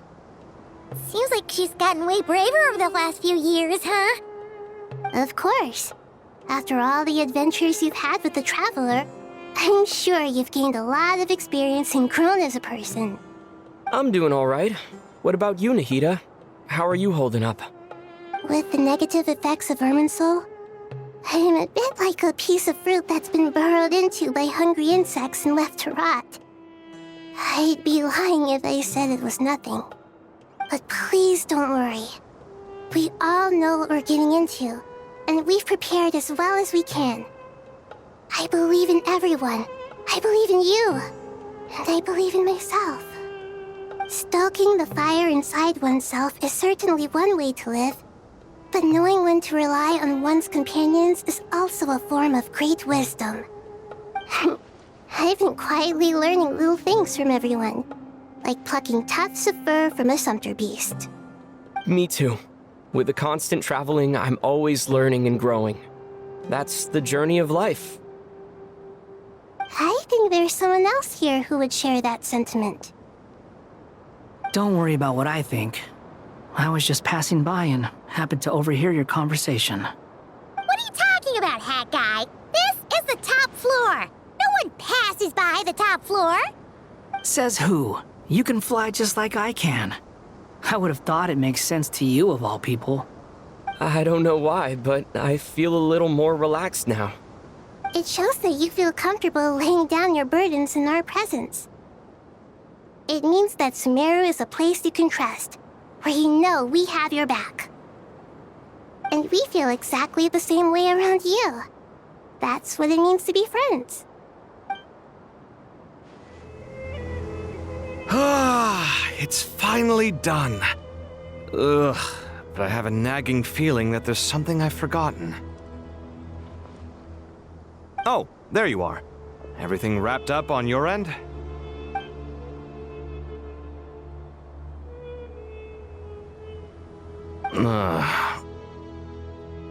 Okay, fair enough. That was a pointless question. We were working in tandem, after all. You must really be exhausted. Well, it's been a busy day for both of us. When work ends, you clock out. No looking back. Yeah, we're definitely due a break. Probably a little late to start drinking now, though. I'll stick with water. Here, this one's for you. Thanks. You want a bite to eat? I can grab us something. Or wait, I think there's a stove nearby. Let me take a look. Are you nervous? A little, yeah. Unlike you, it seems. How are you not feeling at all nervous? Because everything that happens next is beyond my individual control. I don't worry about things I cannot influence. What do you mean, cannot influence? You're the one who came up with half of the strategies we ended up using. There's only so much I can do. I was only doing my duty. Was it like this last time, too? You mean with Azar and his accomplices? Yes and no. The situation back then was easier to control, but we weren't as prepared as we are this time. So the enemy is stronger, but so are we. I still vividly remember the way you interrogated me in the library after the fact. Where were you when Sumeru needed you most? If your memory is so vivid, you might also recall that it was you who came looking for an argument. You're often the one who initiates these things, you know. I came for a conversation! I didn't know it was gonna turn into an argument! Anyway, at least I showed up this time. So, what do you think? What do I think? I think we're certainly better off for it. It's good having me around to help out, huh? Absolutely. As a citizen of Sumeru, You displayed a remarkable sense of responsibility in the face of disaster. Certainly feels that way.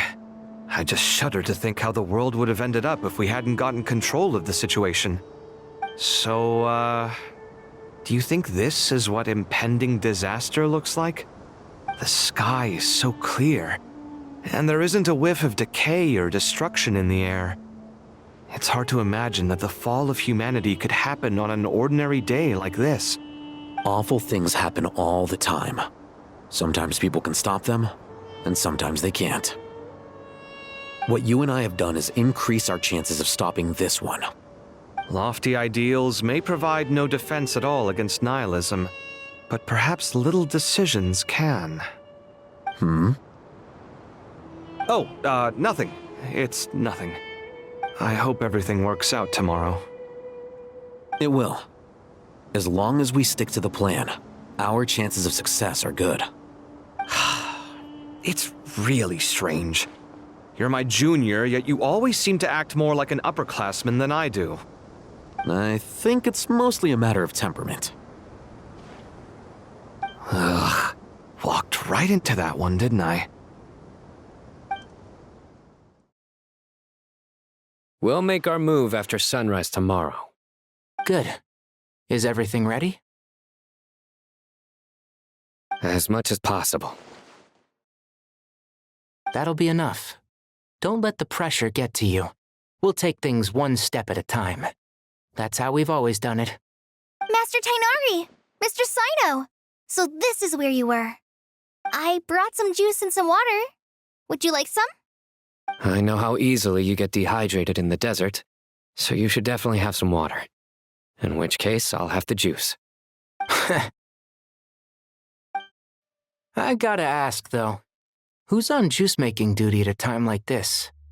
Madame Farazan said she was feeling a little nervous, so I told her about the automatic juicer my friend invented. She took it right off me and started making carton after carton of juice. A juicer? Did Sucrose send that to you? Yeah. I hadn't had the chance to try it out before this incident occurred, but I couldn't bear to leave it behind in Gandharvaville. The juice is very sweet. I think so too. Kale, how are you feeling? Physically, I'm okay, but it just still feels strange to me. Why would a great power like this come to someone like me? I know the feeling well. That same question ran through my mind every day as a kid. At least now, you have someone who can relate to you. All the more reason that you should apply for Spontamod. Tainari fiercely opposes the idea, though. Those two things are completely unrelated. What are we all chatting about, Would anyone like any juice? Oh, you have some already. I had some earlier, ma'am. Maybe give the extra to someone else? Very well, very well. I shall be off then. There's this enormous power, and then there's little old you. You feel like there's no connection between the two. And that sense of dissonance is difficult to get used to. Yeah. But after all this time, I can't believe this stuff still gets to me sometimes. Makes me feel a little childish. Kale, just because we normally keep the conversation light doesn't mean we can't discuss deeper issues. I don't think it's childish at all. You were the victim of a terrible crime. It's normal to struggle with the fallout from it. You have absolutely nothing to be ashamed of. My professor once told me that no incident can be considered truly resolved until the victim says it's over. Your rage and your pain are completely justified. Thanks. Miss Nicole said that the same god remains which were once used to inflict so much pain upon me have now become a weapon with which I can protect everyone. It's like my own personal kind of evolution. Every innocent person who's been hurt needs time to realize that it wasn't their fault. I was the same. But it's all about to be over. Tomorrow, it ends for good. I don't know if you've noticed, but you rarely stumble over your words anymore, and your outlook has become much more positive. It's a big change from how you used to be. And since this isn't over, you can settle the matter on your own terms. It's time you seized back control. I believe in you. Yeah. Sumeru is my home, and it's so important to me. I have to protect it. No, I will protect it. And once you're done, how about you come back and apply for Spantamod? Stop it with the sales pitch, would you? Hey, excuse me. There are still 3 unclaimed cups of juice here. Why don't you take one each? Ugh, my arms are getting sore from carrying them around everywhere. Madame Farazan, why are you... Here, let me take them off your hands. Thank you, Madame Farazan. Drink up and enjoy my handiwork. I think I'm going to make something else now instead. Please, try to relax, Madame Farazan. Your nerves are starting to get the better of you. I know.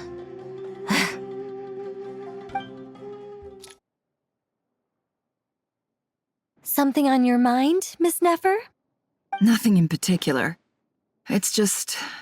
right now, the future feels strange and unfamiliar. But the future has not yet arrived. How can you say how it feels? Some people know that there's an impending disaster. Others remain blissfully unaware. Each group is imagining an entirely different future while walking towards the same one. But when they get there, they'll still find they feel differently about it. People are shaped by their circumstances. Different circumstances create people with different perspectives. I've always found the perspective of the Vahumana Darshan to be a particularly incisive one. Even at the height of the crisis in Nodcry, people held diverging opinions. But things are different this time. Indeed. Regardless of faith, gender, wealth, skin color, or eye color, everyone in Sumeru knows what will happen tomorrow. The world has never been an especially fair place. Yet now, against all odds, a moment of unprecedented unity and equality is about to take place. It's fascinating. If only my father could have lived to see this era. Era. To me, that term represents a much greater span of time. It can be an unsettling word. I would even say I'm afraid of it. Do angels even feel fear? Yes, at least I do. I fear the gap that grows wider with each passing day and the never-ending flow of time. Time renders all memories insignificant and reduces all splendor to nothing. But those memories are the one thing I do not want to lose. You're very human in that regard. If angels draw too close to humanity, our wings burn away in the bright flame of awareness, and we fall to the earth. After spending so long among humans, I have lost much of my former glory. Maybe that's a good thing. You're more human than some humans are. I've been talking to Kale a lot in recent days. We seem to be in completely opposite situations. I suppose that makes us good case studies for comparison. Case studies for who? Myself, I suppose. After comparing the two of us, I suddenly discovered that I desired more than before. It was a gentle, pleasant sensation. Just as most people pursue glory and miracles, I too am pursuing miracles of my own. Guiding humans to make the miracles in their hearts a reality. That is my miracle. It doesn't sound so bad, does it? Too bad we've got a fight tomorrow.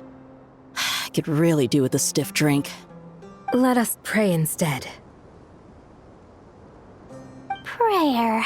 How nostalgic. Lord Sangama Bay. Came to get some fresh air too, did ya?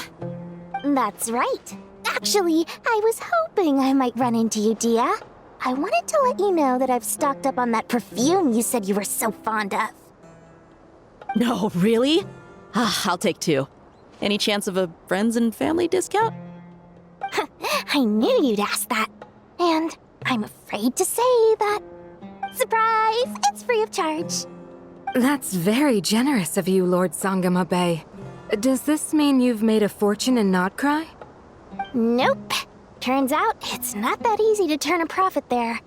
I even ran some assorted losses. But anyway, that has nothing to do with why I wanted to give you and Dia a small gift.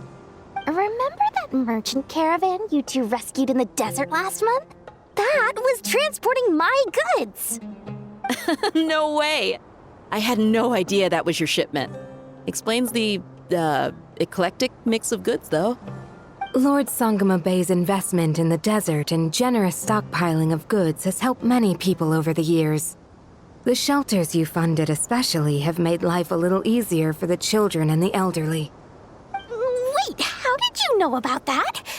Oh, I see. Nefer told you, didn't she? That pesky lady. Aren't intel brokers at least supposed to charge for divulging people's secrets? She and Candace go way back. It's normal for close friends to share things you wouldn't tell to everyone else. Sure, but why did they have to be things about me? That's how Nefer shows that she cares.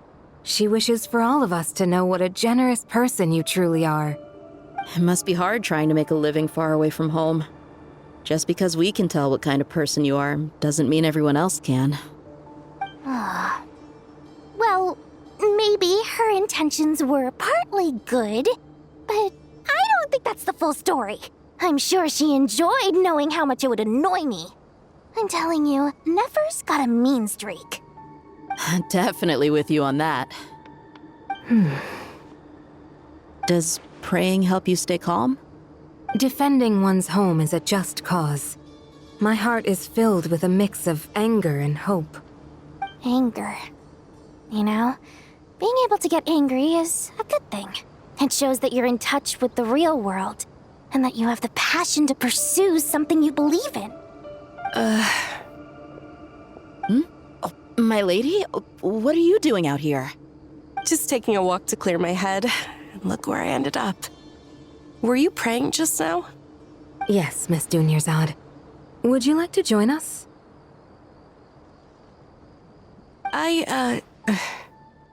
Come on, it's fine. She won't mind who you pray to. Oh, then sure. I remember you, Miss Dunyarzad.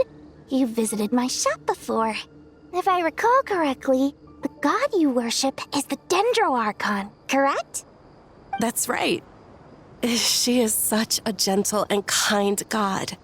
But to me, she is more than just a god I worship. I see her more as a friend. And so do many others. She's not some almighty god who reigns on high, but a genuine friend. Agreed. She's a wise teacher and a good friend. I spoke with several people during the evacuation. Everyone's aware that tomorrow's battle is one that ordinary people can join too. A battle to fight for our friends and our homeland. Oh, it makes me glad. I can finally do something for those who protected me. You've grown so much since we first met. Oh, a compliment? Ooh, more please. Thank you. My lady, you've always been a remarkably strong and ambitious person. It's indisputable. And that's not just a compliment. It's a statement of fact. What are you praying for? Our beliefs may not be entirely the same, but we both wish for the same thing.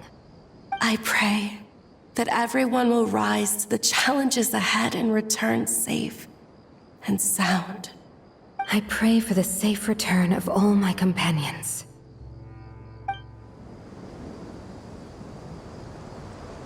Look at the time. I should head back. I'm so sorry. I was in a hurry and didn't look where I was going. Are you all right? I'm fine. Wait, you're... Have we met? Not exactly. I think we may have crossed paths by the house of Dana before. Oh. Ah, you're Hat Guy! From Vahumana, right? You recognize me? The clue's in the name, Mr. Hat Guy. Fair point. It's getting pretty late. What's keeping you up? I could ask you the same question. If I'm not mistaken, all the workload for the Ratawa Histarchon wrapped up a good while ago. Well, I have something of a background in Satyavada life, so I was helping the Dendro Archon make some preparations. But I must have lost track of time. Did you find the experience enlightening at all? Honestly, it was tedious and uneventful at first.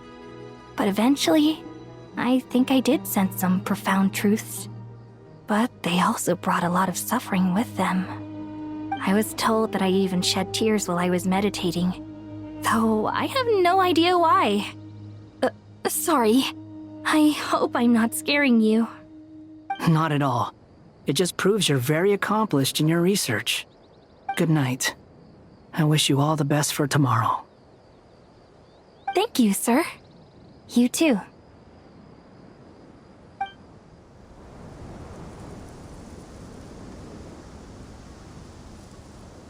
I have not felt this way in a long time. Standing up high, gazing out at the rolling dunes. One cannot know what freedom truly means without first losing it. The golden slumber truly lives up to its name as a dreamland. Though desert sands exist there too, no mirage, no matter how glorious, can compare to true beauty. Dendro Archon, what is on your mind?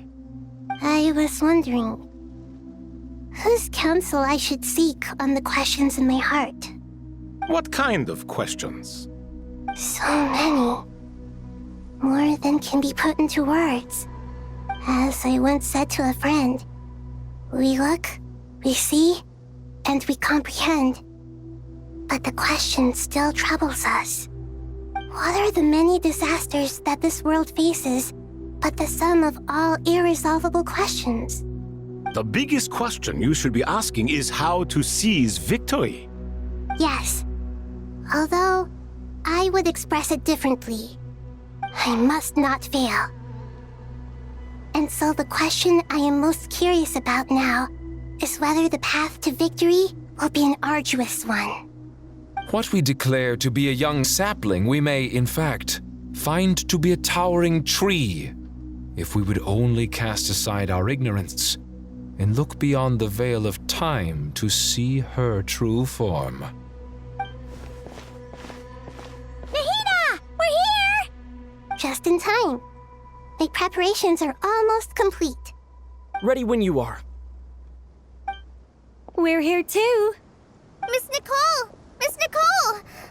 You run so fast! I thought I'd get a lot of exercise as a forest ranger, but I can barely keep up with you. Sorry, I got a little carried away. Lesser Lord Kusanali, the equipment is ready, and the modifications to Aru are all complete. As discussed during our meeting, Accessing Irminsul via the Akasha is no longer feasible at this stage. There are other options, it's just... they're a little more extreme and more technologically demanding to implement. Maybe you should take it from here.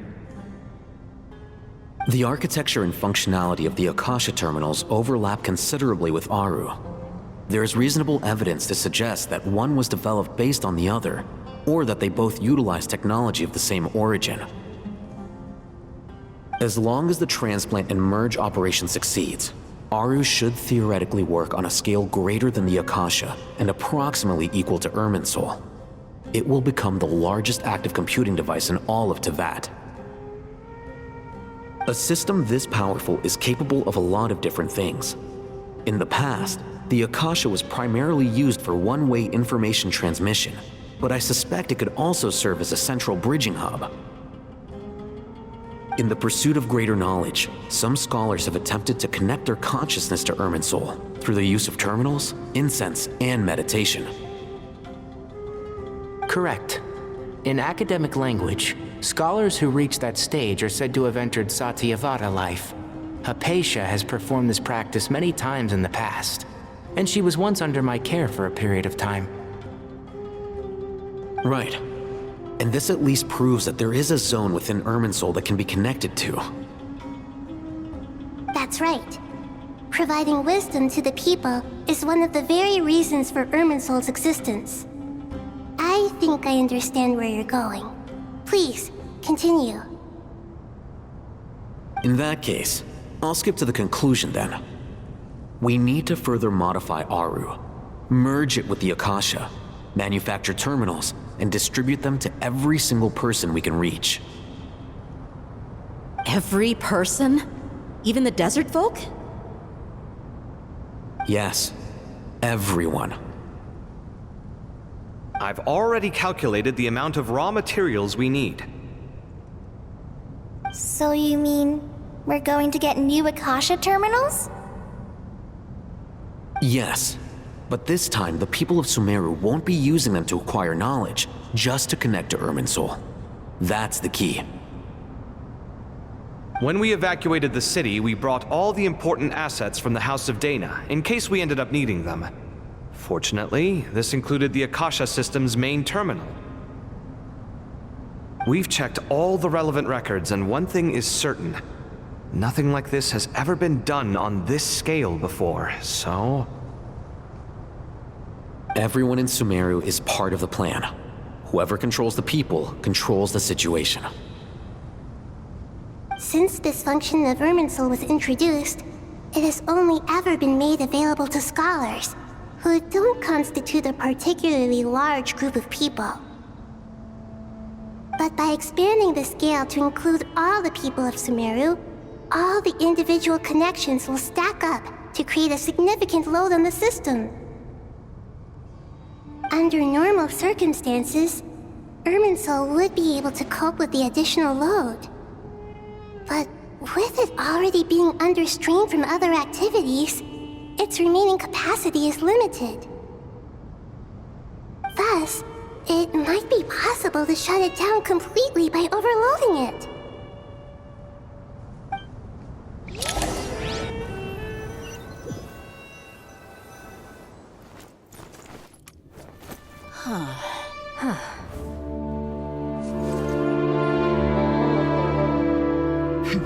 Counting down. 3, 2, 1. Are you ready? Ready!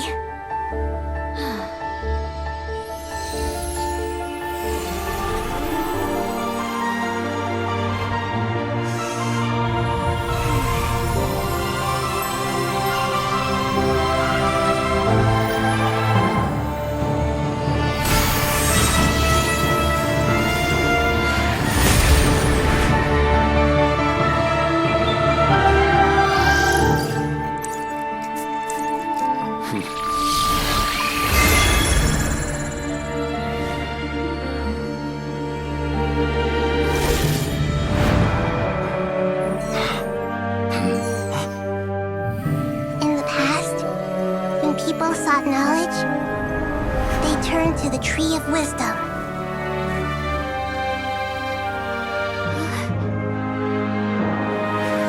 Today, we use it to save Sumeru and the whole world. These boughs that nurtured learning must not become tools for destroying the world.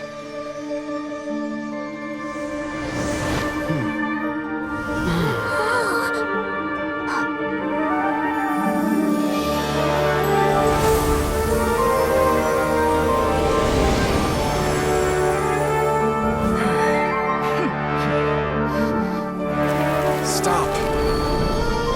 Please stop. End this transformation.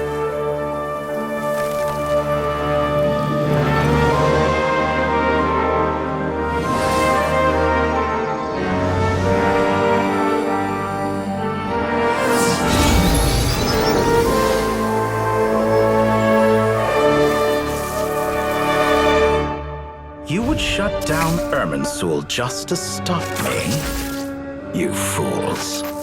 I have all the time in the world.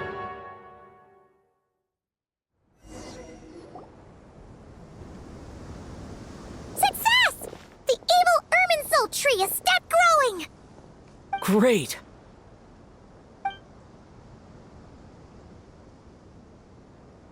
What a display of true courage! The courage to think and the courage to act! I never thought I would witness the shutdown of Irminsul with my own eyes. Perhaps this is human wisdom in action? Indeed, only humans could do such a thing. Gods are few and far between. What was once created for spreading knowledge is now used for another purpose. A rather ingenious plan. I am grateful to you three for your help. Only thanks to you were we able to extend Aru's interference capabilities to cover all terminals. Now, nobody who wears a terminal will have their activity accurately tracked by Irminsul. No matter how many eyes Dottore possesses, he will not be able to see us clearly. Now for the next step. I will need the help of your supreme powers once again. How might we be of service, Lord of Dendro? I need to reach the Eternal Oasis immediately. Right now? In that case, Ibis King, would you agree that this is a fine opportunity to dust off our old tricks? Never. I assume you have that chess set with you? You mean the one you gave to me as a gift? Asking for it back, are you? How could I? You misjudge me. I just wanted to show you another way you can use it. Connect to Safei Shatranj.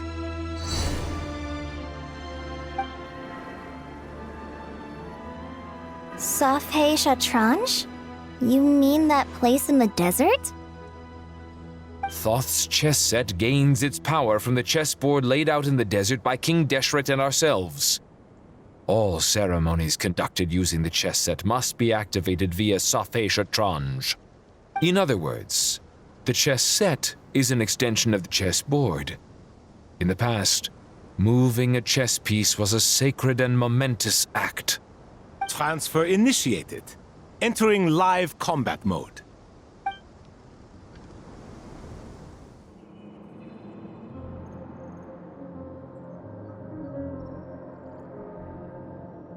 We haven't heard a single word from our spy in the desert. I'm afraid he might have been captured. Never mind. But we spent years turning him. And a lot of Mora. Nothing comes for free in this world, but the loss is not without its purpose. For a small price, we have wasted a precious amount of the limited time they have. Quite a bargain, if you ask me.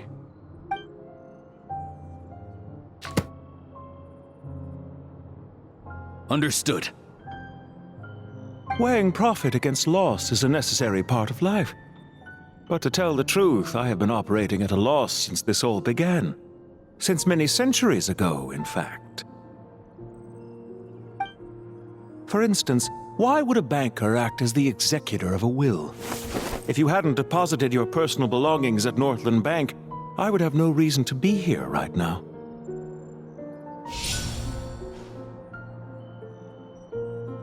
Dottore, I've placed your final data backup into the ley lines as per our contract.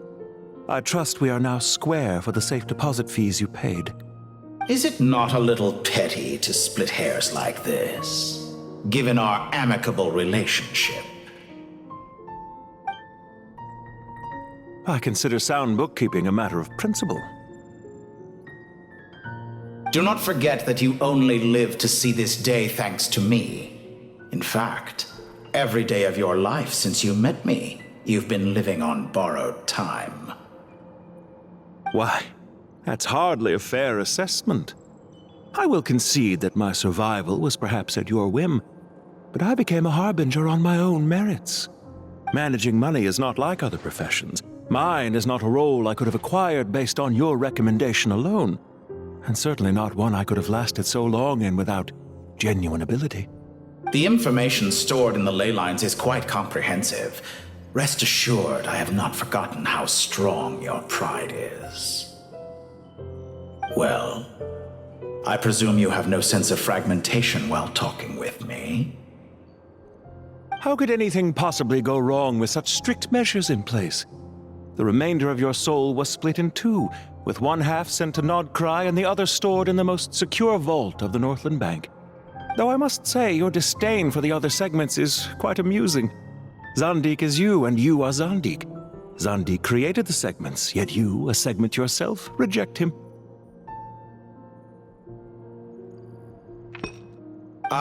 That is, Zandik, created segments of various ages in his later years. To achieve this, he had to freeze time and part with a portion of his soul. But as constructive as it sounds, it erases my uniqueness. If each segment is equally me, then by the same token, none of them are truly me. A soul living forever in the past inevitably holds different views than he did in his later years. The same thing that completes me also restricts me. You too might ask yourself which stage of your life you want to be preserved at. The day your business failed? Or the day you were framed by a gang and sold off to a medical lab as a test subject? We needn't dredge up the past. This undesirable plan was eventually scrapped. Lesser Lord Kusanali was quite right. I needed an opportunity to eliminate myself. And after that, I concluded that there was no more effective plan than directly splitting the soul.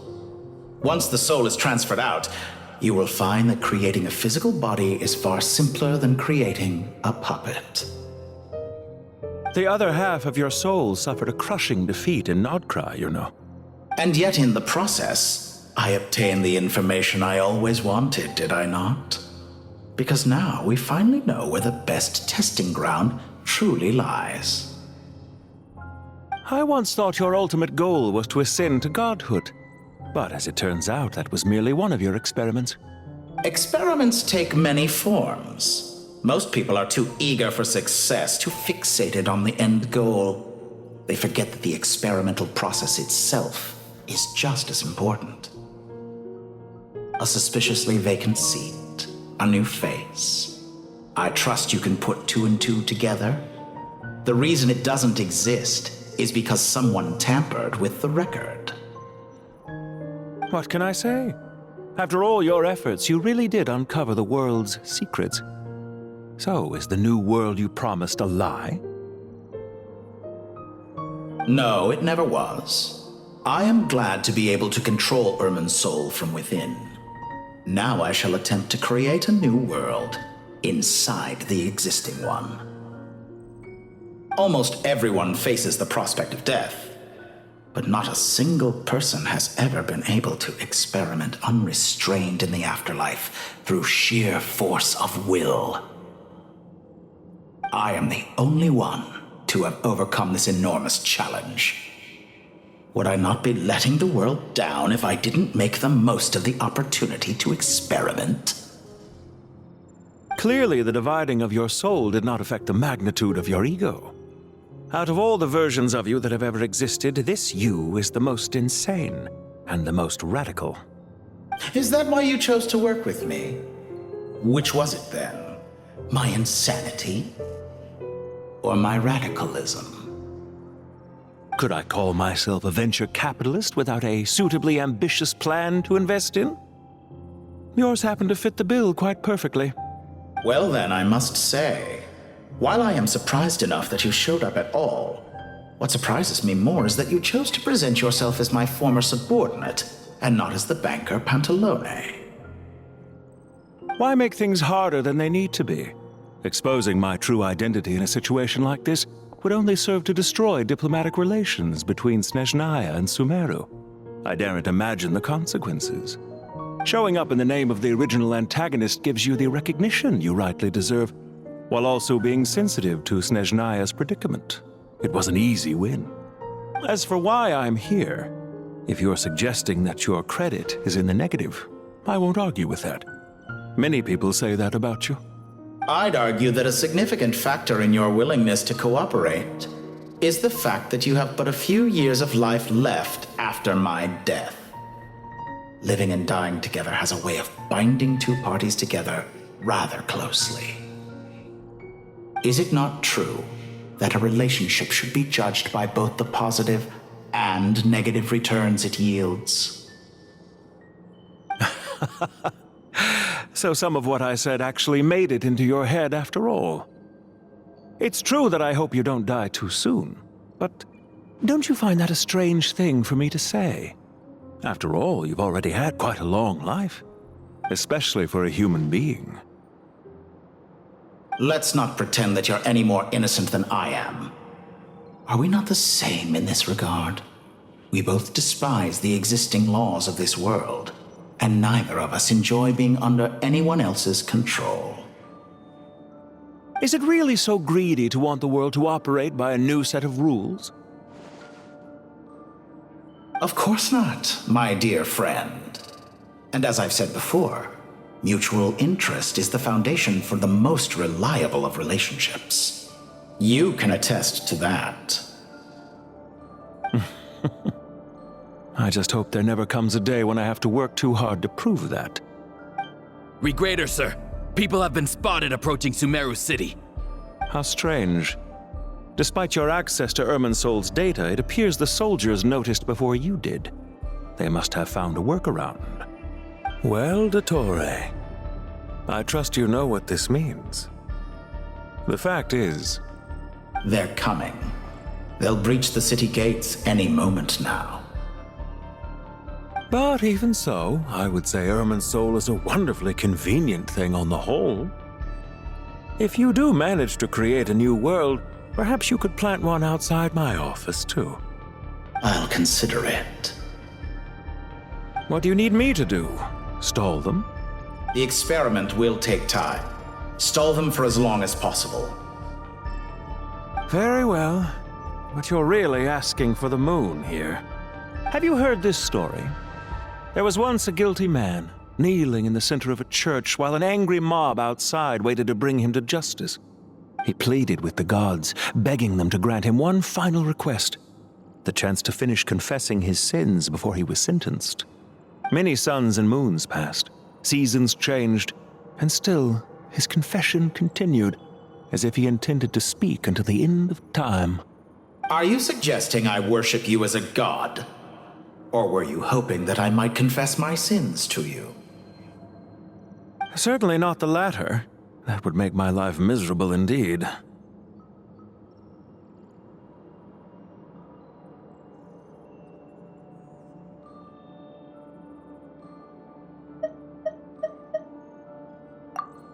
Isn't it a little too early to be saying goodbye?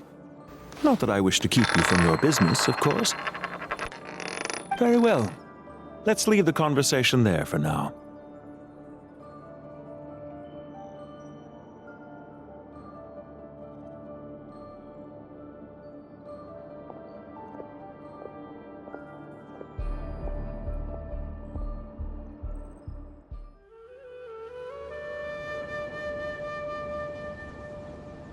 The power of King Deshret's 7 pillars is truly remarkable. With just a chessboard, you can move an entire unit across the material plane. Yeah, sets us up for a much easier fight. Really makes my day. The last time we stormed the city, it involved a lot more running around. I wonder how many people can say they stormed a city twice in their lifetime. I was just thinking that. I've definitely had more than my fair share of unusual experiences in my life. This is my first time here, actually. We never usually leave Gandharvaville. I hope this will be my last time.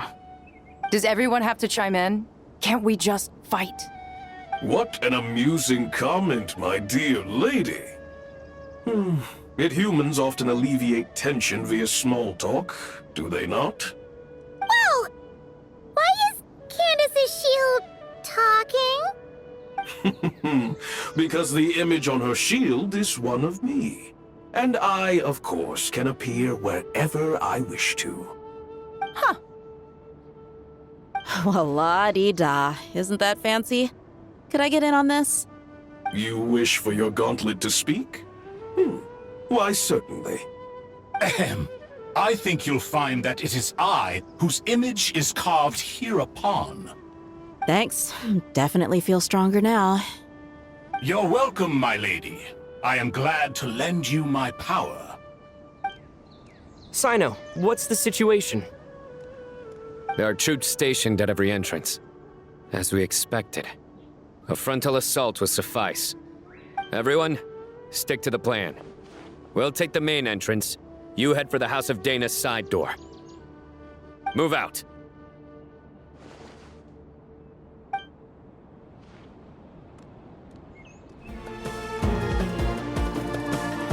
Waterway secured.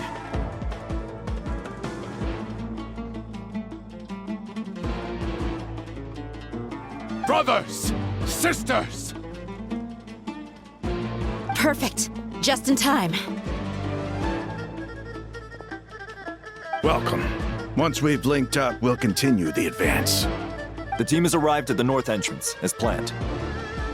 Good. Press on.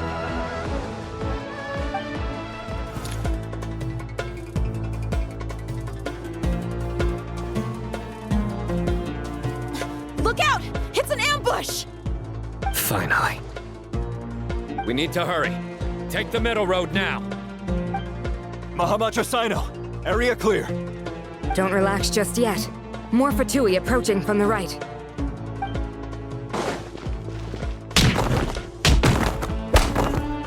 Irminsul cannot track our movements. If necessary, we could split up. Don't worry. We'll wipe them all out. As you can see, our people came raring to go. Good, good. How are things with the Traveler? Can Tainari keep him safe? Don't underestimate Tainari just because he's a forest watcher. He can handle it. All right. You know that's not what I meant. Sino and the reinforcements have drawn the Fatui's fire away. It's our turn. By using a cluster leaf of cultivation, we can pass through certain terrain silently. Good luck with that. We'll just fly up there. Huh? Oh, yeah. Paimon forgot she could fly. Ready? Ready.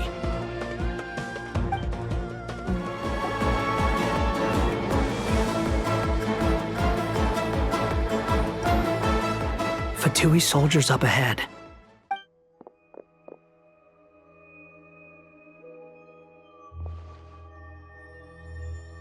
Careful. Prepare for battle. Hey! There's people over there. You have some nerve showing your faces here in the center of Sumeru City.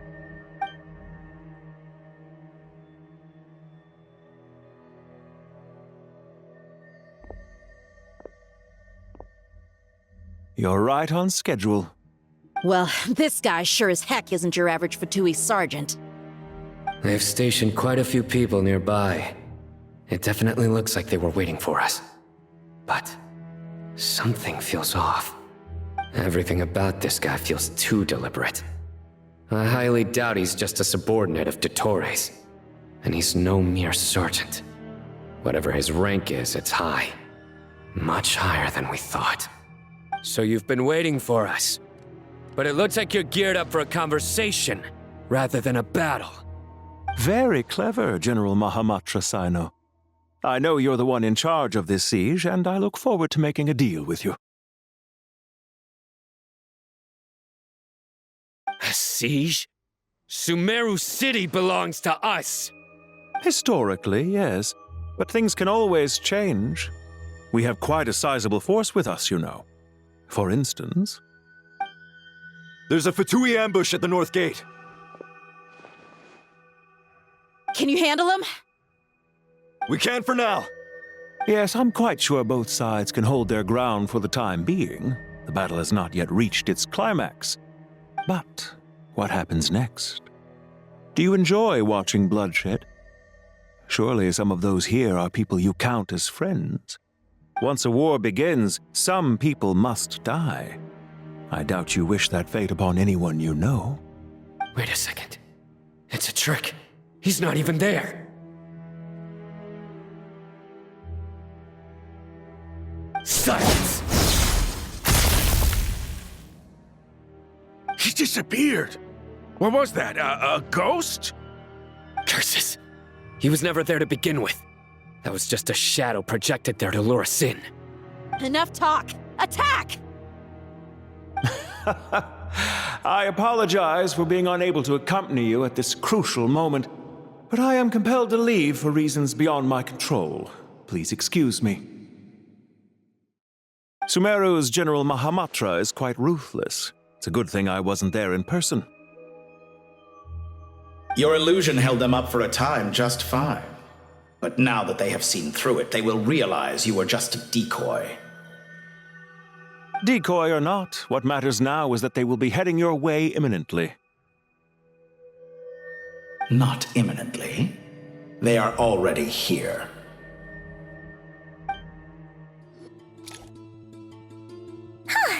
We made it! This is far enough. Tainari, you go help Sino. Don't worry about us. We'll manage from here. Are you sure you don't need me to stand guard? No need. Once the connection is established, we'll disappear from the sanctuary of Surasthana. Go help the others. All right. Goodbye for now, then. Please tread carefully.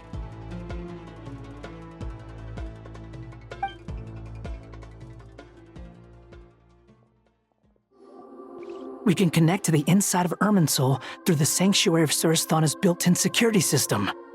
You should be pretty familiar with the process. Is it the same route as last time? For the most part, we don't need to adjust any of the parameters. Then I should be fine. And Paimon? Once you're both ready, we'll set off. Wait! The stakes are way higher this time, right? Maybe Paimon should stay outside and help the others. Then, you can focus on the fight without having to worry about Paimon.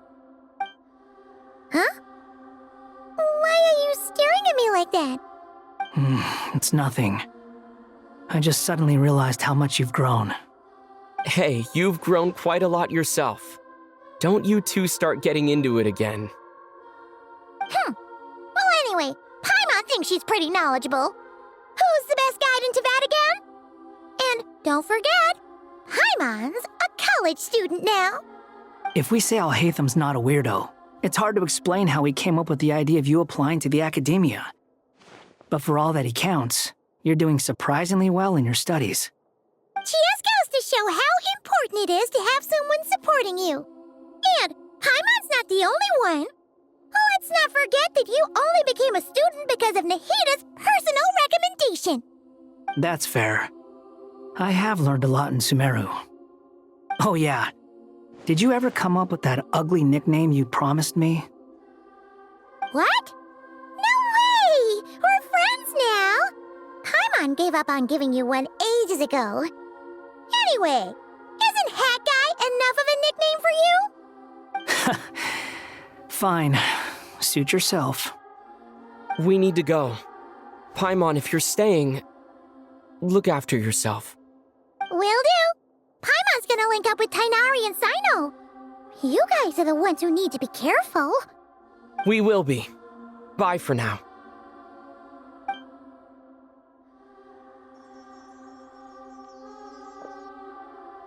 Initiating connection.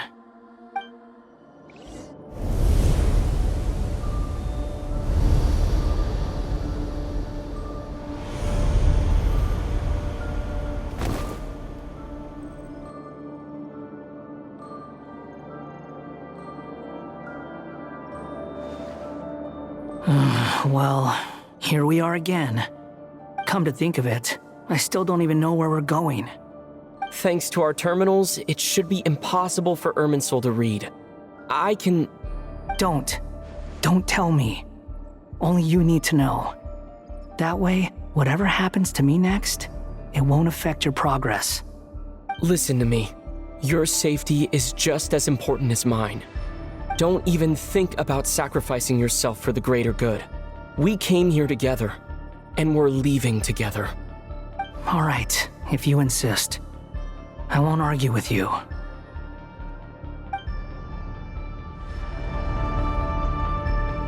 This place looks so different from how I remember. It's unrecognizable. It's a complete mess. Like someone's turned the place upside down. Must be Dottoro's doing. Either he's searching for some information he needs, or... It's still changing. He has to know we've entered Irminsul. But luckily for us, he can't pinpoint our location. Be on your guard. Don't let him find us.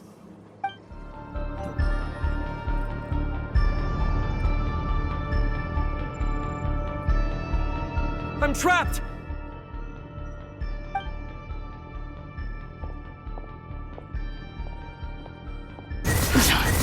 Why won't this thing budge? Hello? Hello? Can you hear me? Nicole, is that you? Yes, it's me. I'm monitoring your progress from inside the Eternal Oasis, and I have to say, this terminal is simply marvelous. It makes tracking you so much easier. I couldn't see anything at first, but now that you two are inside, I can use your location with support from the terminals to get a partial view of the situation inside Irminsul. It's not the clearest image, but it's better than not being able to help at all. So, here I am. I can't intervene directly, but I can help to guide you out of the jam you're currently in. So please, just follow my lead. Whew. I think we've made it to relative safety. Phew, goodness, that was tough. You doing okay? I'll be fine. Don't worry. Take a short rest, and then... Nicole? Nicole! The connection's been cut. But that means... Look at you supporting one another. How very touching.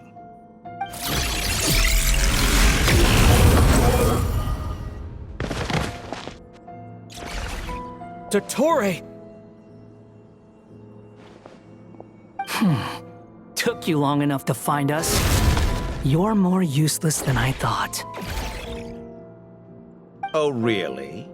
I think I deserve a little more credit for my methods than that.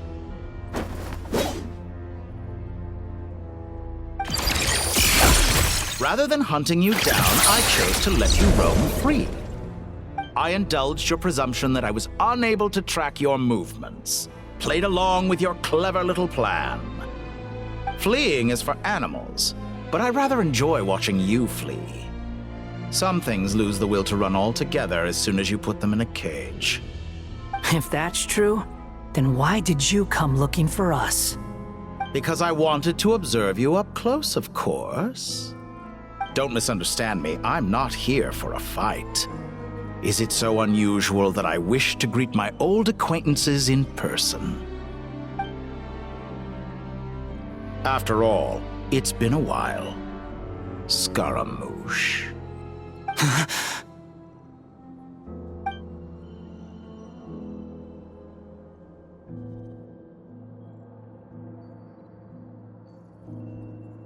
Why are you so afraid? I have done nothing unprecedented in discovering the truth. Nor did I go to any great lengths to uncover your story. You made a bold series of moves in deciding to erase yourself. And with the power of this great chronicling device called Irminsul, you were able to achieve something quite remarkable. Once most people form an opinion about someone, it tends to imprison their mind. Yet you managed to erase every trace of your existence. A novel take on death indeed. However, this meant that you stood out to me all the more when I saw you in Nodcry. I didn't even have to go looking for you. Just the sight of you was enough for me to intuit the truth. For someone in my position, connecting the dots was a trivial affair. It would have been more surprising if I hadn't managed to piece it together. You seem very pleased with yourself for figuring it out. I'm sure you'd even be more delighted to learn the full extent of your crimes. That would hardly be necessary. Besides, isn't there something that concerns you more right now? Something that fills you with dread? Let me put your mind at ease. I have no intention whatsoever of restoring any of the records you deleted. For one thing, it would be exceptionally difficult. But more to the point, I doubt that the prospect of losing your current life is all that frightening to you. Because in your case, the cruelest twist of fate is that you'll never again have the chance to make up for any of your mistakes. Isn't it? Dottore?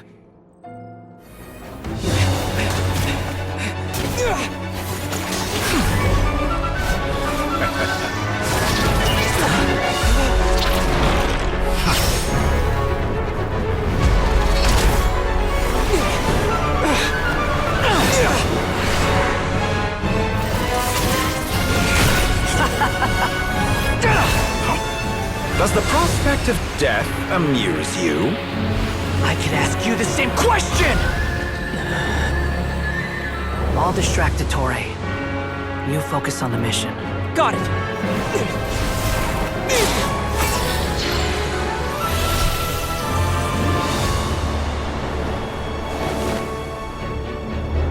For the hopes and dreams of the masses. Open the secret door on this enchanting night. May wisdom's light eradicate ignorance and darkness, and hereby fulfill our ancient vow. Commence data extraction.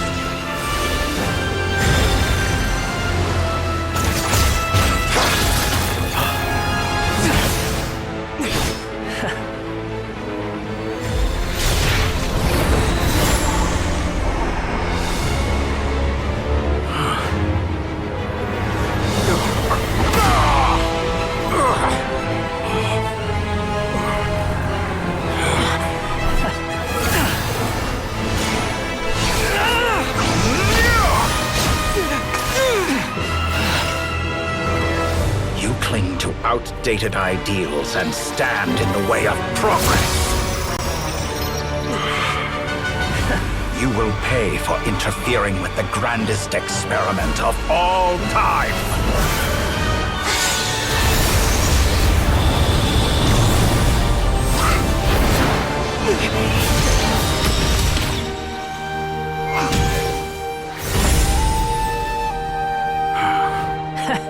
Good timing. Dottore, as clever as you are, you fail to understand wisdom. Wisdom takes many forms, but the path you have chosen eschews them all.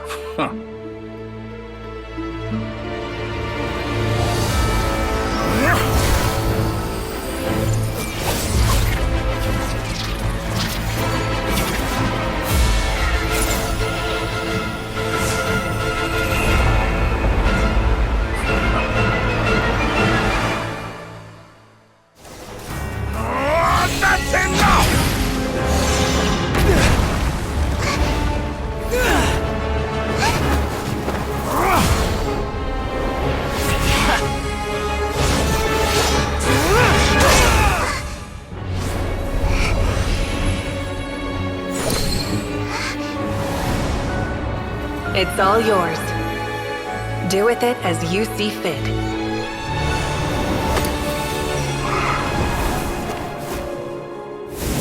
Just as you say, this world is home to some archaic things.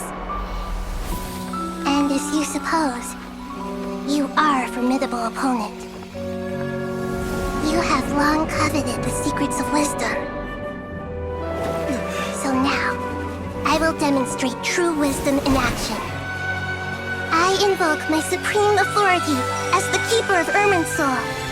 Commend me or condemn me, but give your verdict now!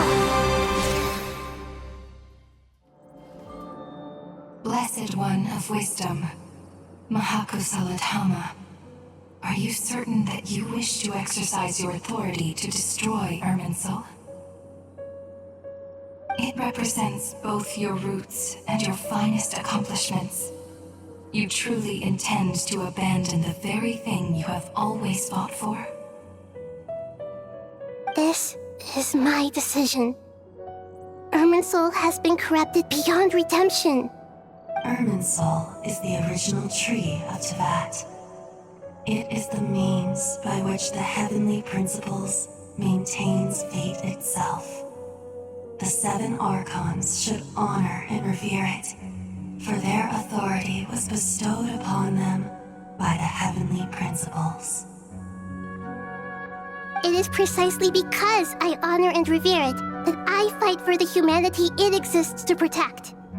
Wisdom is knowing how to weigh the options and make the right decision. If you truly care about the fortunes of this world, then it is me you should seek to preserve. Planting a seed begins the chain of cause and effect. Since you have become a great tree yourself, why should the loss of another tree be anything to fear? Till we meet again, Lord of Dendro.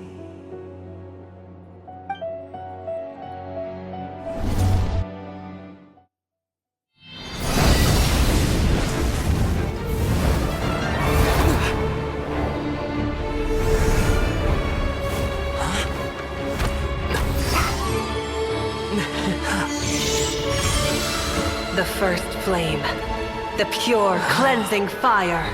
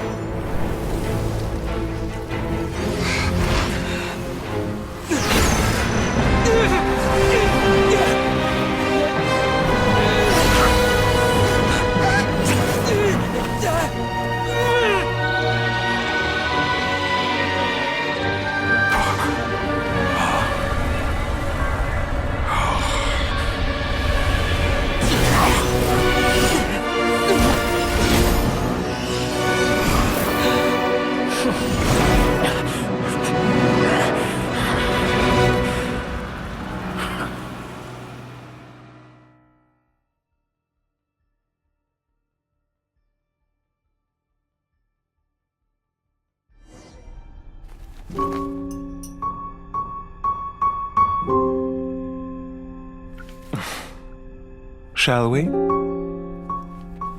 Where were we? I was suggesting that you needn't perform when signing a contract. You're only sitting here because your bank demanded an evaluation of the trustee. So you told a story about a young scholar from a merchant family in Sumeru? I told a compelling tale, didn't I? The post-expulsion story is far more captivating. The human experiments or the elixir of immortality? The part where you die. Ah, yes. My favorite part. The 35-year-old Segment thought of himself as Dottore, reserving the name Zandik for the original specimen. Of all the Segments, he was the most selfish. After his expulsion, Dottore searched for a new direction. He joined the Fatui, studied Elazar in great depth, secured resources. He was rather fortunate in his career. Zandik turned to Conrian technology and successfully created his segments. But this was not immortality. Even with backup segments, his body would still age. Still, thanks to Snezhnaya, Zandik found the ideal base for his experiments. Then a perfect partnership materialized at a crucial moment. The year that both parties realized they needed more time. Fortunately, Zandik succeeded. In a miraculous turn of events, he gained the extra time he needed. I seem to recall it differently. All right, it's true. No matter how much elixir he took, Zandik remained human and continued to age. Then, on the morning he turned 85... Help me up. Call for help. Surely he would be rescued, Zondik thought. But to his surprise, no one helped him. Zondik was too selfish for that. Don't forget, you're one of us. Yes, and we're all waiting. Waiting for me to die. Pantalone arrived for a meeting and happened to witness what followed. He found it unsettling. I never said that. But the Zondiks were unfazed. It was a rare opportunity for self-dissection.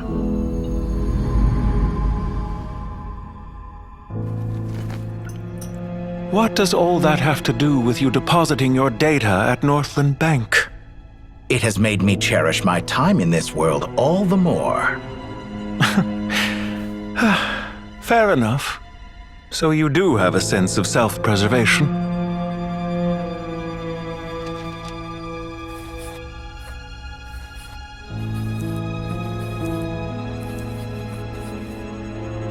What do you mean? You're hardly normal, and you don't cherish life. You just don't want to admit defeat in the limited time you have. Even so, don't I deserve an interesting ending? I'm counting on it.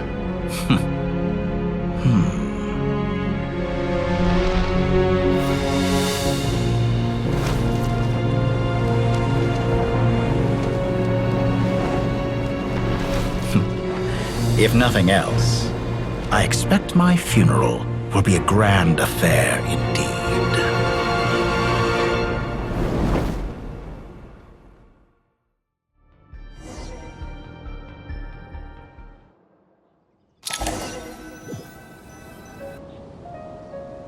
What a magnificent fire. In Snezhnaya, we light fires to ward off the cold. Fire, it seems, is antithetical to ideas such as cold, frozen, and unchanging. Perhaps it has always been that way. From the beginning, fire has been used to drive away wild beasts and warm the body and mind. You could say it's a form of treatment. One that cures the human heart of mortal fear. Mortal fear? Something you haven't been acquainted with in a long time, by the sounds of it. Whereas you, I'm sure, must know the feeling quite well indeed. I remember when we first discussed the elixir of immortality, you claimed that extending your lifespan was about buying more time. But was that really the truth? You fear the prospect of dying a wretched end in this world, don't you? Of course I do. I'm only human, after all. And while you may have forgotten it, you cannot deny that you too were once human, Dottore. I do not believe that there is no such fear in your heart. Perhaps you are right. But I abandoned it long ago and devoted myself to my experiments. I have felt no fear since. From the very beginning, I never thought you could win this game. But still you came, contract in hand, to honor our agreement. Because I am a reputable partner. And as we have discussed, experiments are about more than results alone. The process is equally important.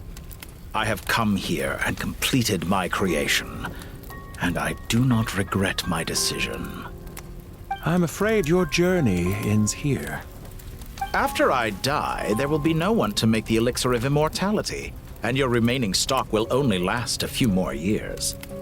How then will you prove that you didn't perish in this incident alongside everyone else? When I feel optimistic about market environments, I never forcibly adjust them. They have their own direction. And I myself am one such environment. I have been quite particular about many things in my life. But where the manner of my death is concerned, I choose not to be. You make yourself sound so magnanimous. Oh, but I am. And I hope you will be too. It may have been a long time since anyone told you this, Dottore, but I recognize that you are a truly rare talent. Ha! I can see it. The experiment in blasphemy that I've been performing all this time. It has been a long process, and I do not care about the results as much as people might imagine. If the very goal of your experiment was to explore infinite possibilities, then there was never any reason for it to end. Indeed. Yet now, the experiment has officially drawn to a close. What should I call you? Zondik? Or do you prefer Dottore? Suit yourself. Goodbye, Feofan. This time, that's what it truly is. And don't I know it? Goodbye, Zondik.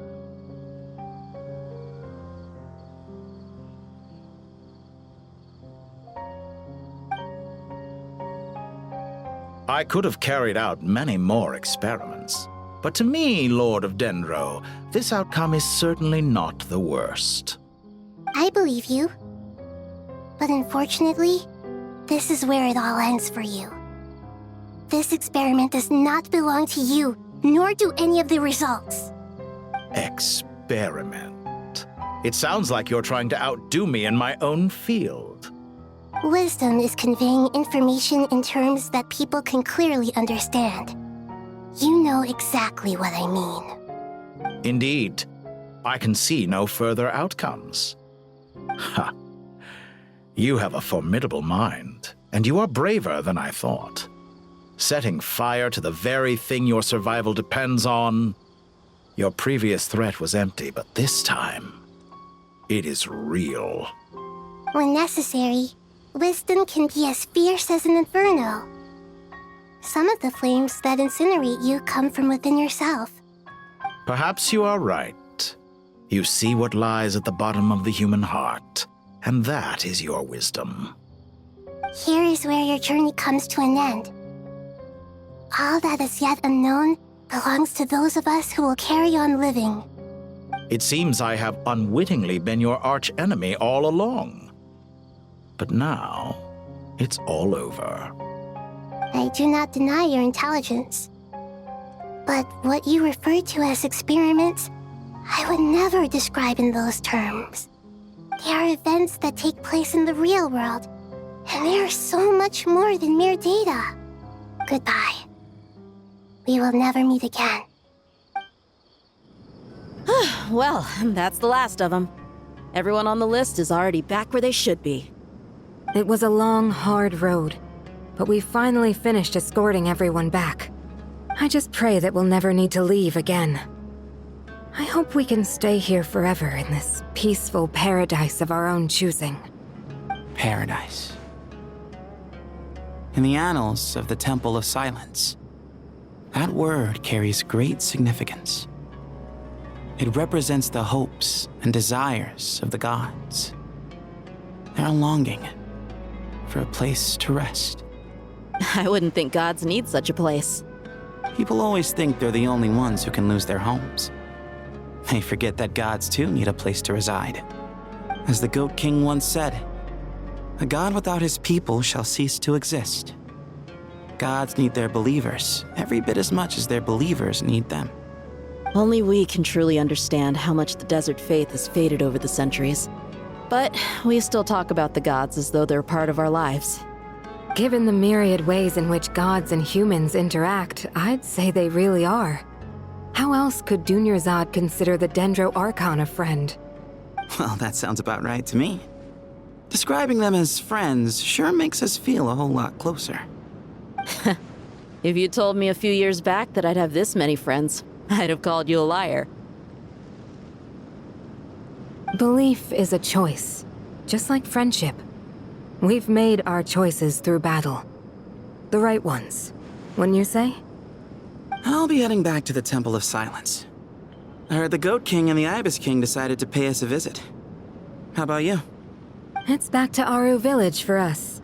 Still plenty of supplies to distribute and people to help. Until next time, old friend. As long as you can find the time, you're always welcome to visit us in Aru Village. Right back at you. Make sure to drop by the Temple of Silence the next time you're free. Word is that 2 of the other 7 pillars, Shezapang and Bennu, might also be dropping by. Since you're wearing the symbols of their power, it'd only be fitting if you came to see them for yourselves. Dropping by? That makes it sound like they're visiting a neighbor's home. Well, the temple was founded by Hermanubis, so I guess to them, that's exactly what it is.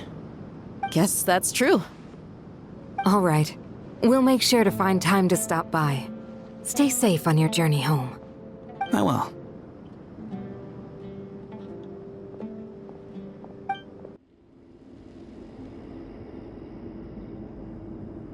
You do have a point. See? Retirement has always been a problem, especially for old-timers like us who've been locked away all these years. You finally step out into the light, and bam! You're face to face with a whole different world. Naturally. What do you think, Layla? Huh? Why would you think to ask me? How could I possibly be qualified to decide where the servants of King Deshret should live? Sorry if my question was unclear. Do you think their statues will stand out too much if we place them here? Hey, I never agreed to this. How could we possibly allow our statues to be left in Hermanubis' home? That would be like breaking into someone's house, then pretending it belonged to you in the first place. Different beliefs can coexist. We still need to respect one another. By which you mean, you two plan to stay at the Temple of Silence, for a while at least, but you have no intention of relocating your statues here. So, you see this as sort of a family visit? Is that correct? Family. You could say that. In a sense, Hermanubis would view this as his home. Just look at this place. Magnificent, is it not? The sad truth is, in the past, all 3 of us invested so much into misguided ventures. We failed to build what we should have, and wasted so much time instead. And what do you mean by that? I mean that for the most part, time spent associating with the likes of Sobek, and, let's say, Thoth, might reasonably be considered wasted. Why does that not surprise me? Go on. Anyway, given how much time we'll all be spending together, I'd say that the bonds we built will end up proving to have been a sound investment. Once Sethos, the current leader of the Temple of Silence, returns, you can discuss the matter of staying here with him. But judging by the expressions of everyone here, I imagine you'll receive a very warm welcome. This sacred ground houses untold knowledge, after all. What better place for the servants of King Deshret to appear in the mortal world? How about we share a meal together first? I imagine it's been many years since you last tasted fresh food. Oh, that sounds wonderful! After so many hundreds of years, I can only surmise that desert cuisine has become a lot more varied. Are we having a get-together? If you'd like, I can help prepare some food. After all, Lord Thoth, you helped me so much in the desert, and I still haven't properly thanked you. Oh, my, that would be wonderful. I'm touched that you still remember. How the times have changed! To the people of today, it seems the Ibis King has become a kind and passionate god. And you, Mr. Herreshoff? What kind of god do you wish to be? To be honest, I haven't given it much thought. How about you, Dendro Archon? Do you have any hopes for your future? Me? I'm very happy with my current life. Forgive my bluntness, but you do not seem to derive your authority from majesty and might, like Lord Al-Ahmar. Clearly your approach has its advantages, but also its dangers, don't you think? I do, but projecting a majestic front doesn't really suit me. Besides, my relationship with others isn't simply one of a god and her people. Not putting on airs might earn you more adoration. Exactly. Besides, I really like parties where everyone brings their own food and we all come together to share. You should join us. I'm sure you'll find it fun. Last time when we got together for a picnic near the Avidia Forest, it was quite the occasion. Seeing as you're already here, how about we hold the next one in the desert? Can we do that? Wouldn't Tainari have to transport a ton of drinking water? Don't worry, I can help out. Layla, would you like to join us next time? Me? Sure. The more the merrier. That way we... Don't take this the wrong way. I just think you should know. When it comes to passing the time, chess is more our thing. In that case, Dendro Archon, what do you say? If I were to compete against you, I can't say with certainty I'd win, but I certainly wouldn't mind giving it a shot. Where's Sobek? I'm sure he'd be good for a few rounds. Cards, cards, cards! I'll always prefer chess. I wonder what variant of chess we're talking here.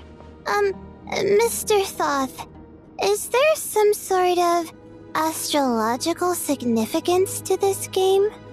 Oh, I'm glad you brought that up. As long as the leader of the Temple of Silence agrees, we can search Hermanubis' place for books to teach you how to play.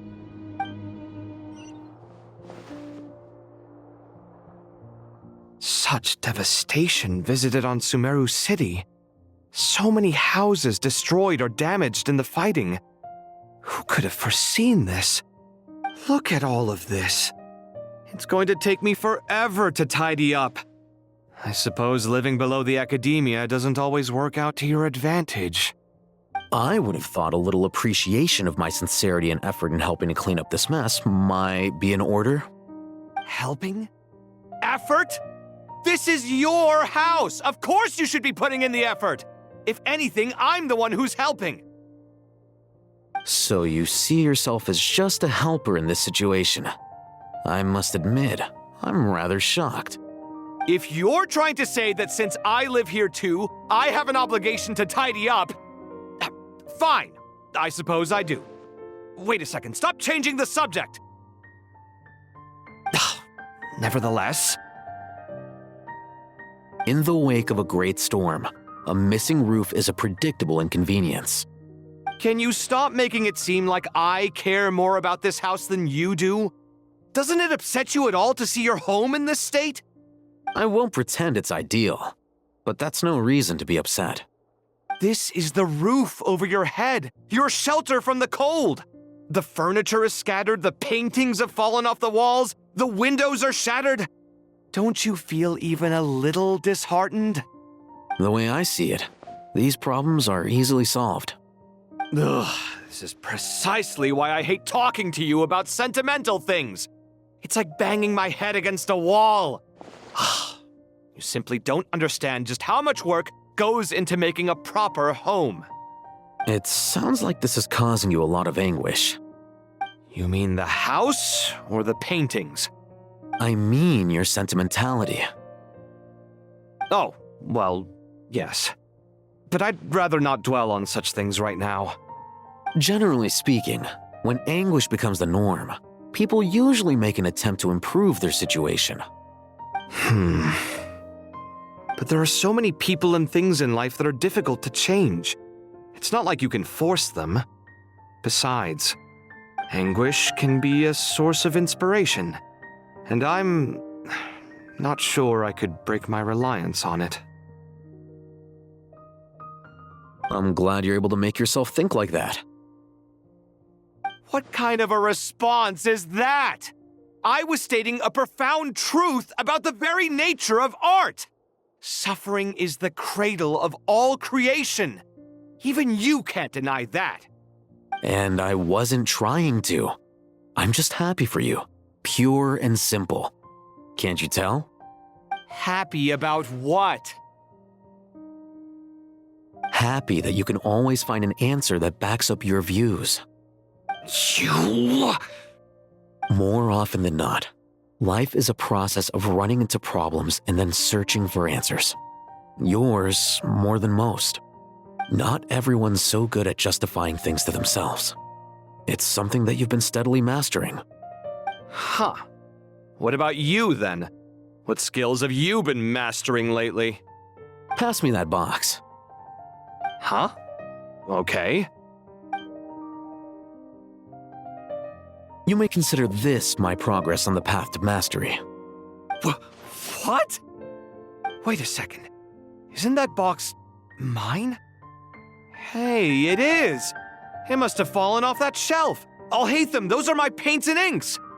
Would you like me to put it in your bedroom for you? Huh? I mean, sure, if you don't mind. What kind of progress is this? Does he think he can bribe me? Not that giving me back my own things is much of a bribe. These books on the floor, they're a complete mess. And this one, didn't he say it was an out-of-print collectible? It's completely covered in dust, and some of its pages have even fallen out. Ugh, guess I should help him repair it. This one too. And this one.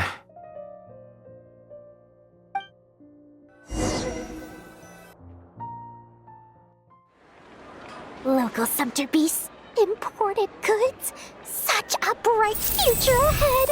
I can picture the Mora just rolling in.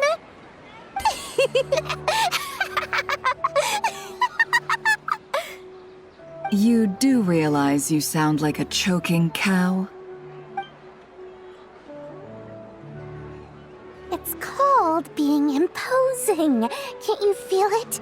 Are you not intimidated? Oh, I'm positively shaking in my sandals.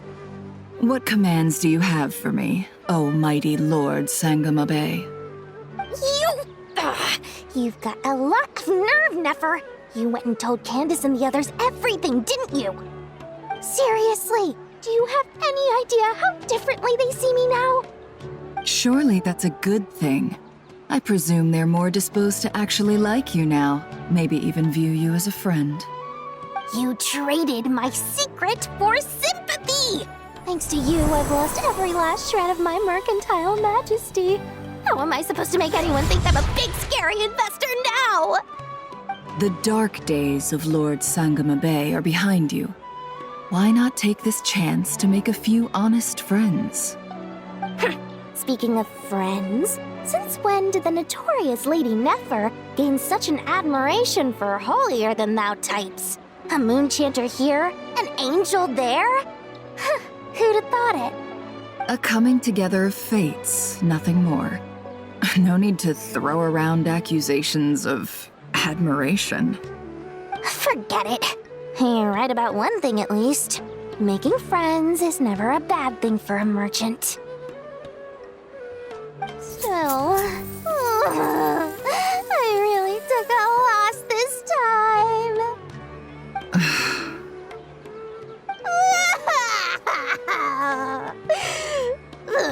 What are you looking at? I'm trying to see if you're really crying or if those are just crocodile tears.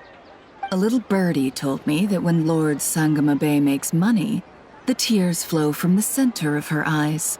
But when she loses it, they flow from the corners. Which is it this time? Ugh, you are so annoying. I'm not talking to you anymore. Nefer, thank goodness you're here. I've been looking everywhere for you. Huh? Well. If it isn't the House of Dana's very own librarian. What can I offer you today, Miss Katayun? Oh, no, I'm not here to buy. I'm here to bring Lady Nefer a book, and a fascinating one at that. We agreed to meet at the entrance to the mausoleum of King Deshret.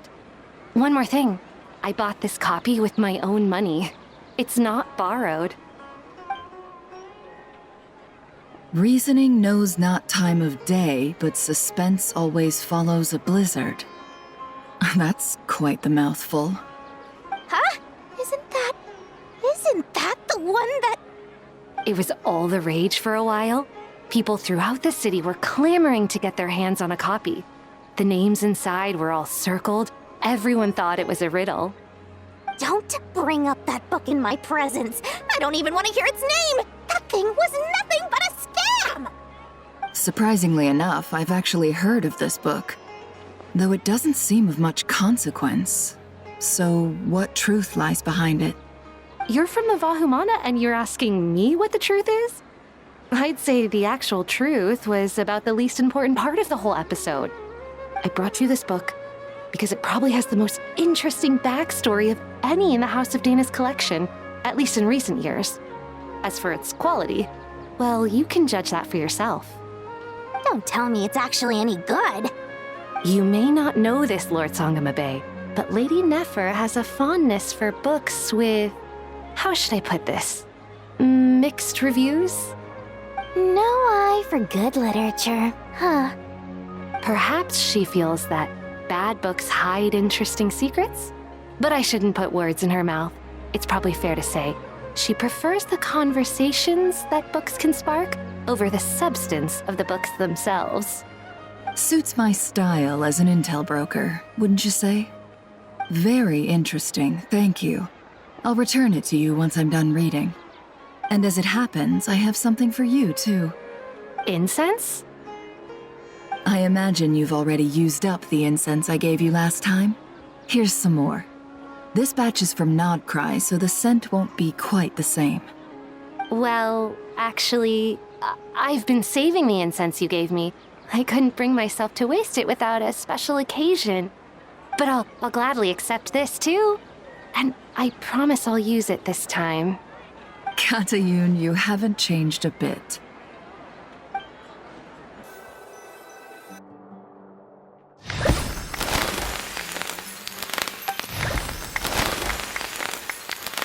Congratulations, Kale.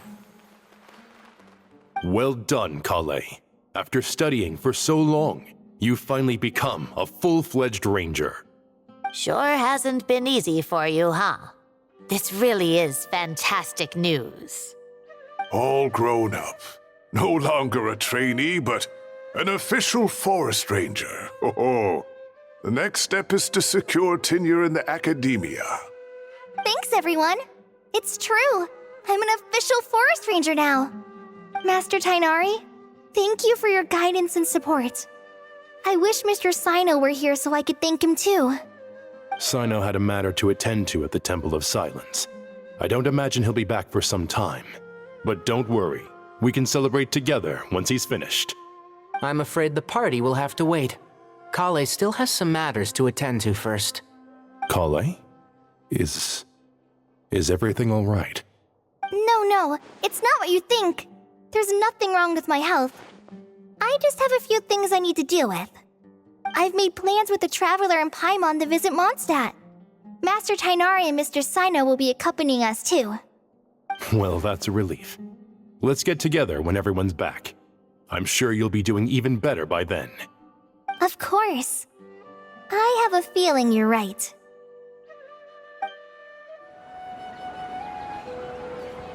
Phew! After all that catching up on sleep and food, Paimon's feeling full of vim and vigor again. For someone who spends so much time resting, your recovery routine is surprisingly simple. Hey! Paimon's been working her butt off too, you know. She flew all over the city helping everyone out. Don't worry, I saw how hard you worked. Alright, we all know you're the most hardworking person in Tavad. As long as you're rested and full, that's what really matters. Paimon's been looking around the place, and it seems like the city's already on the mend. But Paimon's been wondering how Nahida's doing. We should check in on her.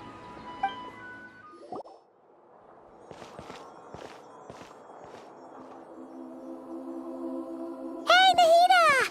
And Hat Guy's here too! Traveler, Paimon. What's going on here? Nothing much. Nahida was just expressing concern for my physical and mental well-being. Oh, the Traveler told Paimon all about that. We've both been very worried about you. Are you feeling alright? You make it sound like I'm on the brink of some kind of breakdown. Truth is, I'm doing much better than you might imagine. If we can just get to the bottom of Dottoro's intentions, we can minimize his negative influence. That's the sort of thing I excel at. Just listen to that newfound optimism. It seems like having you enroll in the Vahumana was a truly inspired move. I can really see the positive influence. Observe, a classic Sumeru specialty. Chalking everything up to education and learning. To be honest, even I can sense the change in you. Everything Dottori said to you was a way to manipulate your mind. Fortunately, you're no longer under his sway. Can someone as old as me really continue to grow? If it helps, just think of yourself as a late bloomer. It's all a matter of phrasing, and it comes down to what standards you measure yourself by. For a puppet, developing at such an age is perfectly normal. But if you choose to call yourself a late bloomer, it sounds more like you consider yourself human. However you see yourself, well done. All right, I see what you mean. Anyway, what's your next step? What else can I do but complete my current courses? Everything else can wait. Anyway, that's enough chit-chat. There are still things in the city I need to help out with. I'll be heading there now.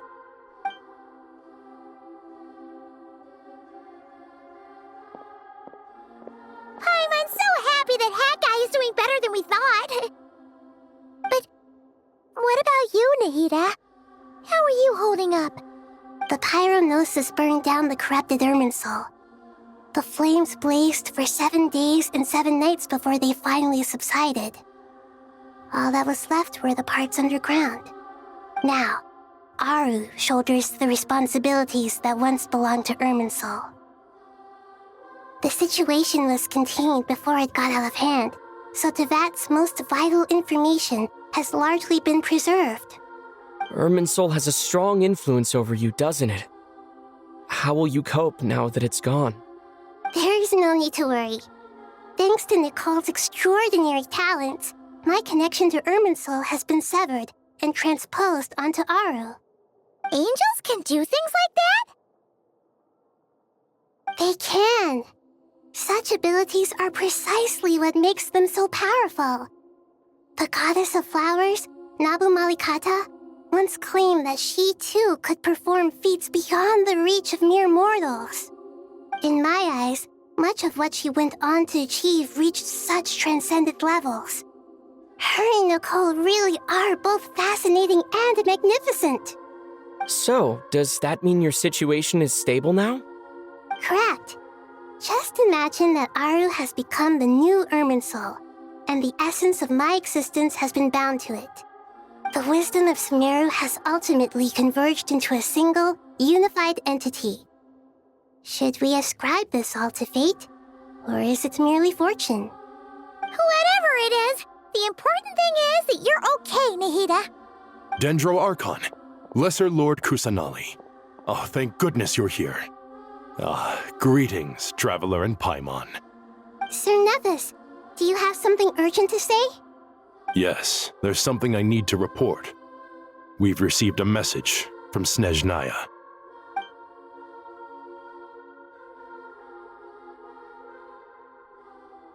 The Fatui Harbinger, the Rooster, sends us his sympathies, along with all the usual pleasantries.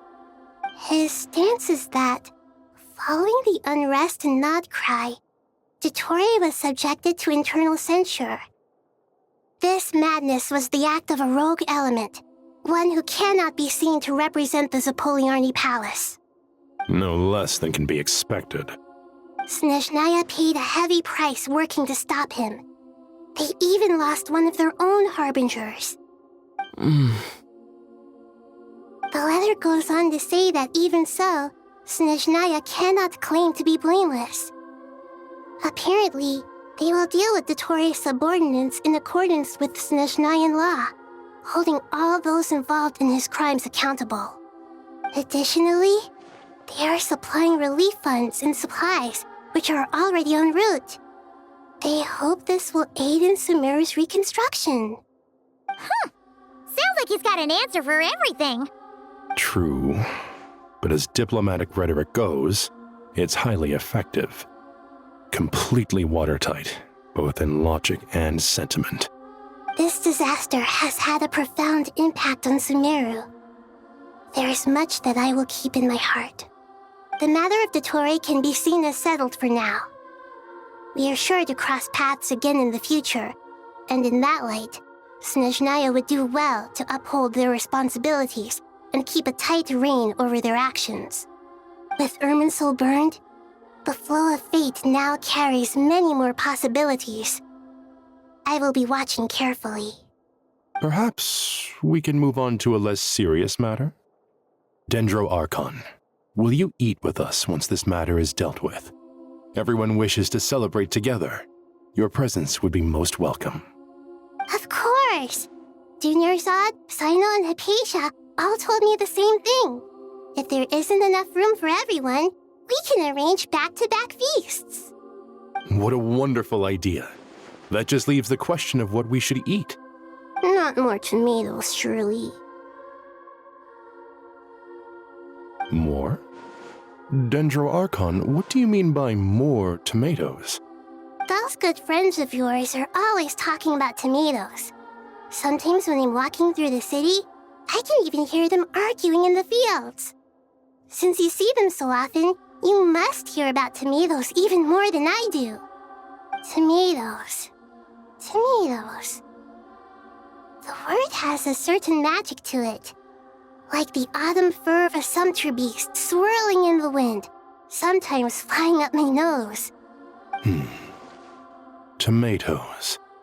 What can we make with tomatoes? Wait, why tomatoes? Take your time, there's no need to rush. The traveler, Paimon, and I still have somewhere we need to visit. You'll have plenty of time to think it over before I return. Does this mean you're going to Natlan? Meeting them there in person. It will require a long journey. I know. But this is necessary. I must go myself. Traveler, Paimon, we'll set off as soon as you're ready. Is that all right? Sure. We'll be ready whenever you are. You'll hear no objections from Paimon. We should grab some snacks along the way, though. It'll be just like going on a long holiday. Wonderful. I'm looking forward to this so much.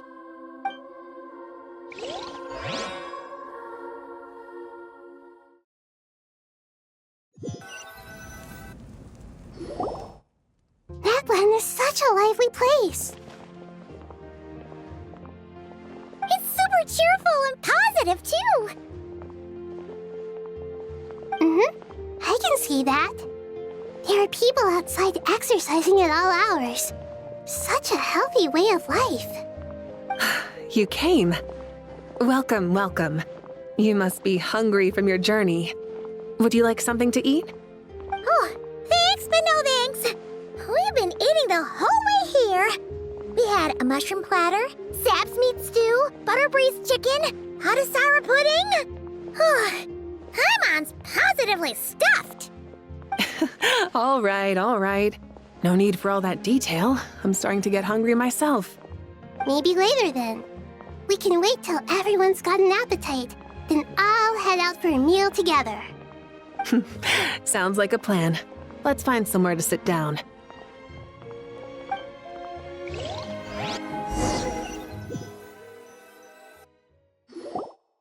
I should tell you, I already have some sense of why you've come. Why's that, Malika? To say thank you. Your senses are spot on. But on top of that, we also feel guilty. Because the pyronosis has vanished? I sensed its loss. Despite scouring through the remnants of Irminsul, we couldn't find any sign of the pyronosis. Not even any trace of it burning to ash. That's certainly unusual. Still, the potential fallout from Irminsul's loss is significant, to say the least. Perhaps the pyronosis's disappearance is simply a knock-on effect of the impact it's had on a certain strand of fate. There's no need to feel guilty. We were clear that this time, there was to be no returning, only giving. Pure and simple. Thank you really is a fascinating phrase. We use it to express gratitude for the smallest of things. Yet, when faced with a kindness too immense to describe, we use exactly the same words. It's not that we lack other means of expression. It's that when we truly need to express our feelings, the simplest and purest words are always the most powerful. You're right. In Natlan, we prefer simple expressions too. Companionship, friendship, support. They might not sound fancy, but the sentiment behind them is sincere. That's wonderful to hear.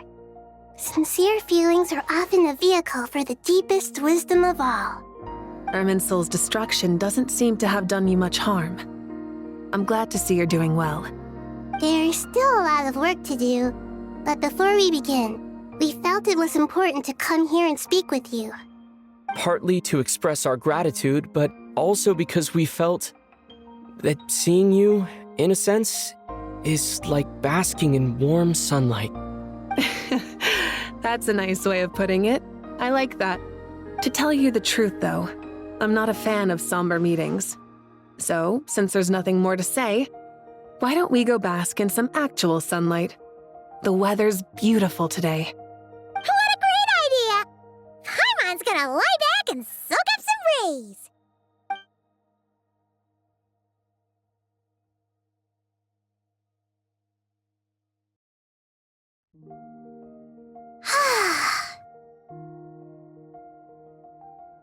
In that case, I think I'll lie down for a bit too before we head to our next stop. And where might that be? Mondstadt. Paimon and I are gonna head back there with Kale and the gang. Long ago, I sensed that the god remains inside Kale had come from the goddess of flowers, but I kept it a secret. Those remains weren't hurting Kale, not as she is now. They simply exist. Besides, I could sense a deep yearning within her. A yearning for an ordinary life.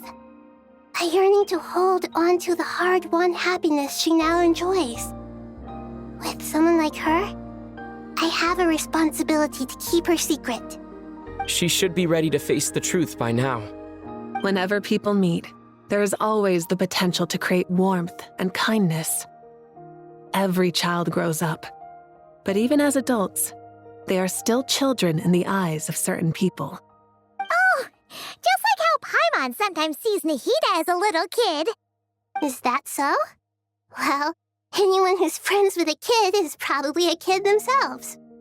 Of course! And there's nothing wrong with that. When we get back, we'll actually be hanging out with another of our friends who happens to be a kid. Or more like looking after, in her case. Anyway, we'll always be there to watch out for our friends. Dear Sucrose, when you receive this letter, I'll probably be as busy as always. But busy with wonderful things. That's because I'm no longer a trainee. I'm now an official forest ranger. Impressive, right? Sino said that official rangers sound much tougher than trainees. Though he did say it was already pretty tough to start out with. You probably heard that something big happened in Sumeru recently. Don't worry, it's all been taken care of. We're heading to Mondstadt soon, so if you're free, maybe we could meet up? Plus, it's not just me. A few of us are going. Hey, do you still remember that time we all got together? You know, when we all went to the Windbloom Festival? It'll be just like that.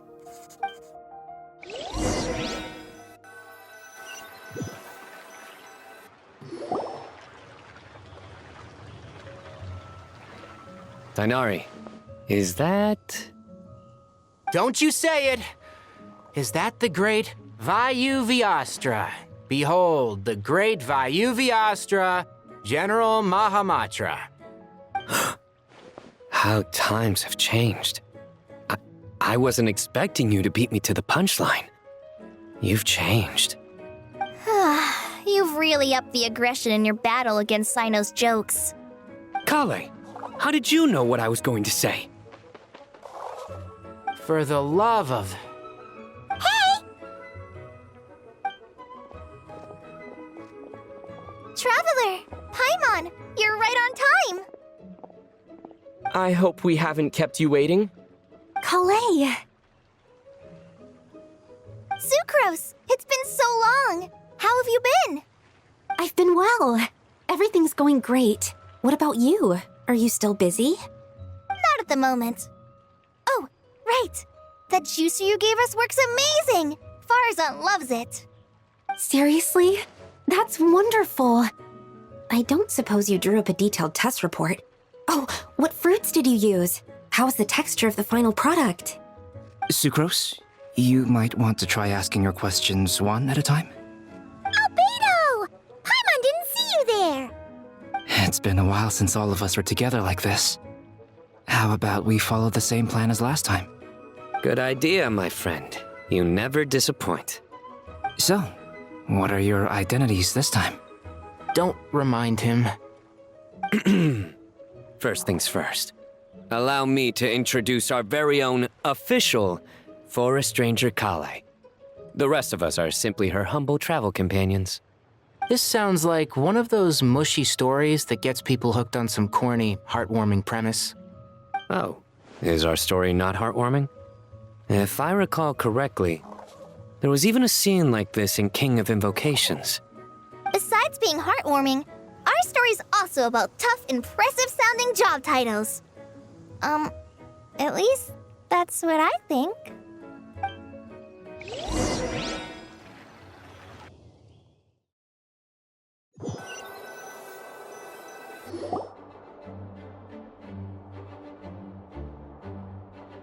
Oh, you're here already? I'm still giving Dodeko a little trim. I won't be a moment. A trim? Does Dodoko need haircuts too? Of course. It's important to know how to take loving care of the apples of your eye. All of these trivial matters get left to me. It's because I'm an angel, and angels are, in a way, the guardians of all Teyvat. Oh, right! Well, that's definitely an impressive-sounding job title. What are you writing? I'm just brainstorming some cool-sounding lines. Oh, write them on these card backs. Of course. Clearly, my lines are pretty amazing, wouldn't you say? Miss Nicole. Calais? You seem a little nervous. I was just wondering, who was the person you mentioned who needed their wish fulfilled? Wish? What do you mean? Miss Nicole asked if we could meet up in Mondstadt once everything was over. She said a friend of hers had a wish that needed my help to come true. Well, you never mentioned that before. All we knew was that you'd arranged to meet in Mondstadt. But we thought it had something to do with the god remains. To be fair, everything I told you was true. Anyway, my friend is waiting. Come on, let's pay her a visit. Huh? You're... Surprised? I bet you weren't expecting to meet a woman like me beneath this beautiful tree in a faraway land. An oasis will spring from the place where a djinn resides. That saying falls somewhat flat here in Mondstadt, given that everywhere is already so lush and green. Lilupar, what are you doing here? I made friends with Miss Nicole. I asked her to bring me here and then invite Calais to come. The prologue to this story is that I have a wish. It has stirred within my heart for centuries, millennia even. Originally, it was merely Al-Akhmar's lie, but now it has become reality. Could this be... related to the goddess of flowers? My dear young lady, my mistress left her final trace in this world upon you. I can't tell you how glad I am to see you here. And now I have seen you, and peered into your heart. You have experienced hardships and suffered setbacks. The torment an ordinary person might expect to face has befallen you threefold. This is the source of your resilience. But beneath all this, I've witnessed the seeds of desire. You yearn to return to the simple life you once knew, do you not? I do. I want to throw away everything that isn't mine. But how do you decide what is yours? The scars that others carve into your flesh? The kindness and love they inscribe? Are these things not yours as well? They are. This is something I've talked about with Miss Nicole. Miss Nicole said I should learn how to adjust my standards. I just want to live as an ordinary human. Anything beyond that isn't mine. Don't you want anything from the remains of the goddess of flowers? She gave me a revelation once. I think that's already more than enough. In the past, you would not have possessed such a rich heart. Your brief life has taught you to hold on to everything good, to home in on kindness. How fascinating. You're nothing like Nabu Malikata, and you're certainly not her. Of course not. I'm not some great and powerful being, Miss Lilopar. Yet I am a Jinn. We exist because of the Lord of Flowers. We revere and love her. My wish is to see her one last time, to give everything for her. Kale, can you do this for me? But her remains won't be easy to remove. Are you sure this is what you want? That's beside the point. First, I need to know.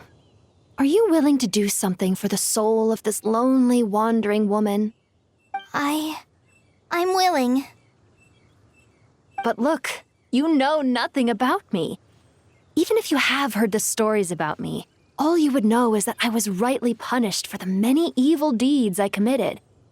Ah, so you do know.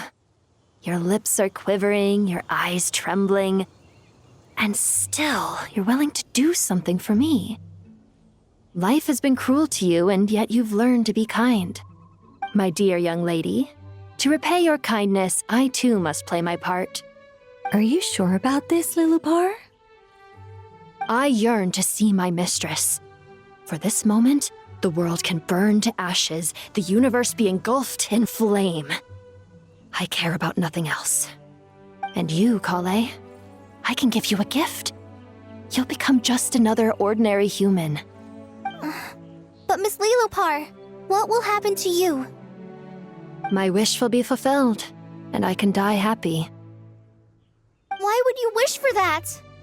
A long, unending life might seem desirable for one who has never possessed it, yet it brings torment to one who has. My remains are scattered across the yellow sands, but my soul can find no peace. Since you've promised to grant my wish, give me that release.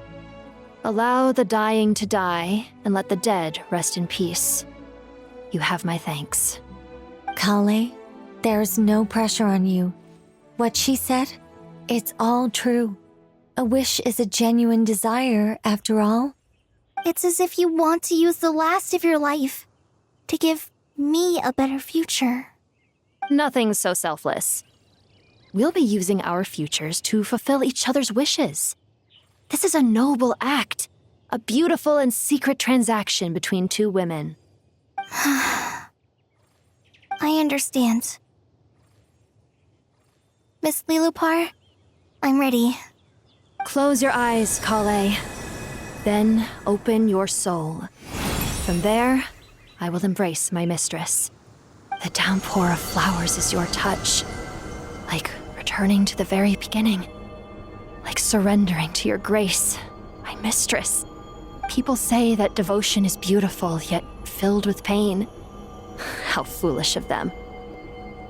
For me, devotion is beautiful, pure and painless. Devotion is my love. Thank you.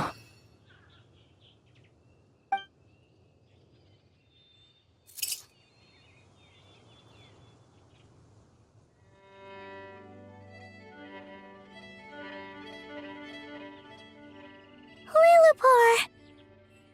She disappeared? She left, carrying the blessing of flowers. Kale, are you alright? I'm fine. Now that the remains are gone, I don't actually feel any different at all. Those remains weren't hurting Kale. Not as she is now. They simply exist. Besides, I could sense a deep yearning within her. Kale must have already received what she was yearning for. I'm doing fine. I feel relaxed. There's really no need to worry. Then my wish has come true, too. To become ordinary? That's just one of my wishes. Actually, I have a few more. For instance, I want to protect the people I meet and help them find happiness. That sort of thing. So between Miss Lilopar and me, you fulfilled 2 wishes already, and protected 2 people. Wonderful, isn't it? I feel so fantastically happy. I guess that settles things here. So what's next? What do you want to do when we get back to town? Clay, look who I've brought to see you. Hey, Kale! I heard you guys were holding some kind of secret event. How come you started without me? Huh? Oh no, it's nothing like that. We were just saying goodbye to an old friend. Really? Who? Me. The old me. So that's what this is all about. Did you come all the way to Mondstadt for that? Because we knew the old you so we could witness the change? Exactly. The old me is gone. I puffed her into the air, and she became a fluffy pink cloud, floating into the sky, before disappearing forever. Do you think, maybe up in the sky, she has friends waiting for her with test tubes, flasks, and bows? Oh, when you put it like that, it doesn't sound so bad after all. What do you think, Miss Nicole? I think maybe that's right. At least, if it were up to me, I'd consider that a happy ending. Dear Sucrose, even though my childhood ended long ago, these past few days have really felt like growing up again. I've become stronger, and I feel like I can finally accomplish things by myself. Surely someone as mysterious as you will find a friend like this fascinating. Always growing, always thriving like a plant. I came to say goodbye to my old self. I know that after this, she'll be gone. Thinking about it makes me feel a little lonely. I know the weakness that kept me company will one day leave me too. But somewhere in my heart, I feel a great sense of joy. It feels like I've always wanted to take this step, to walk towards the new me.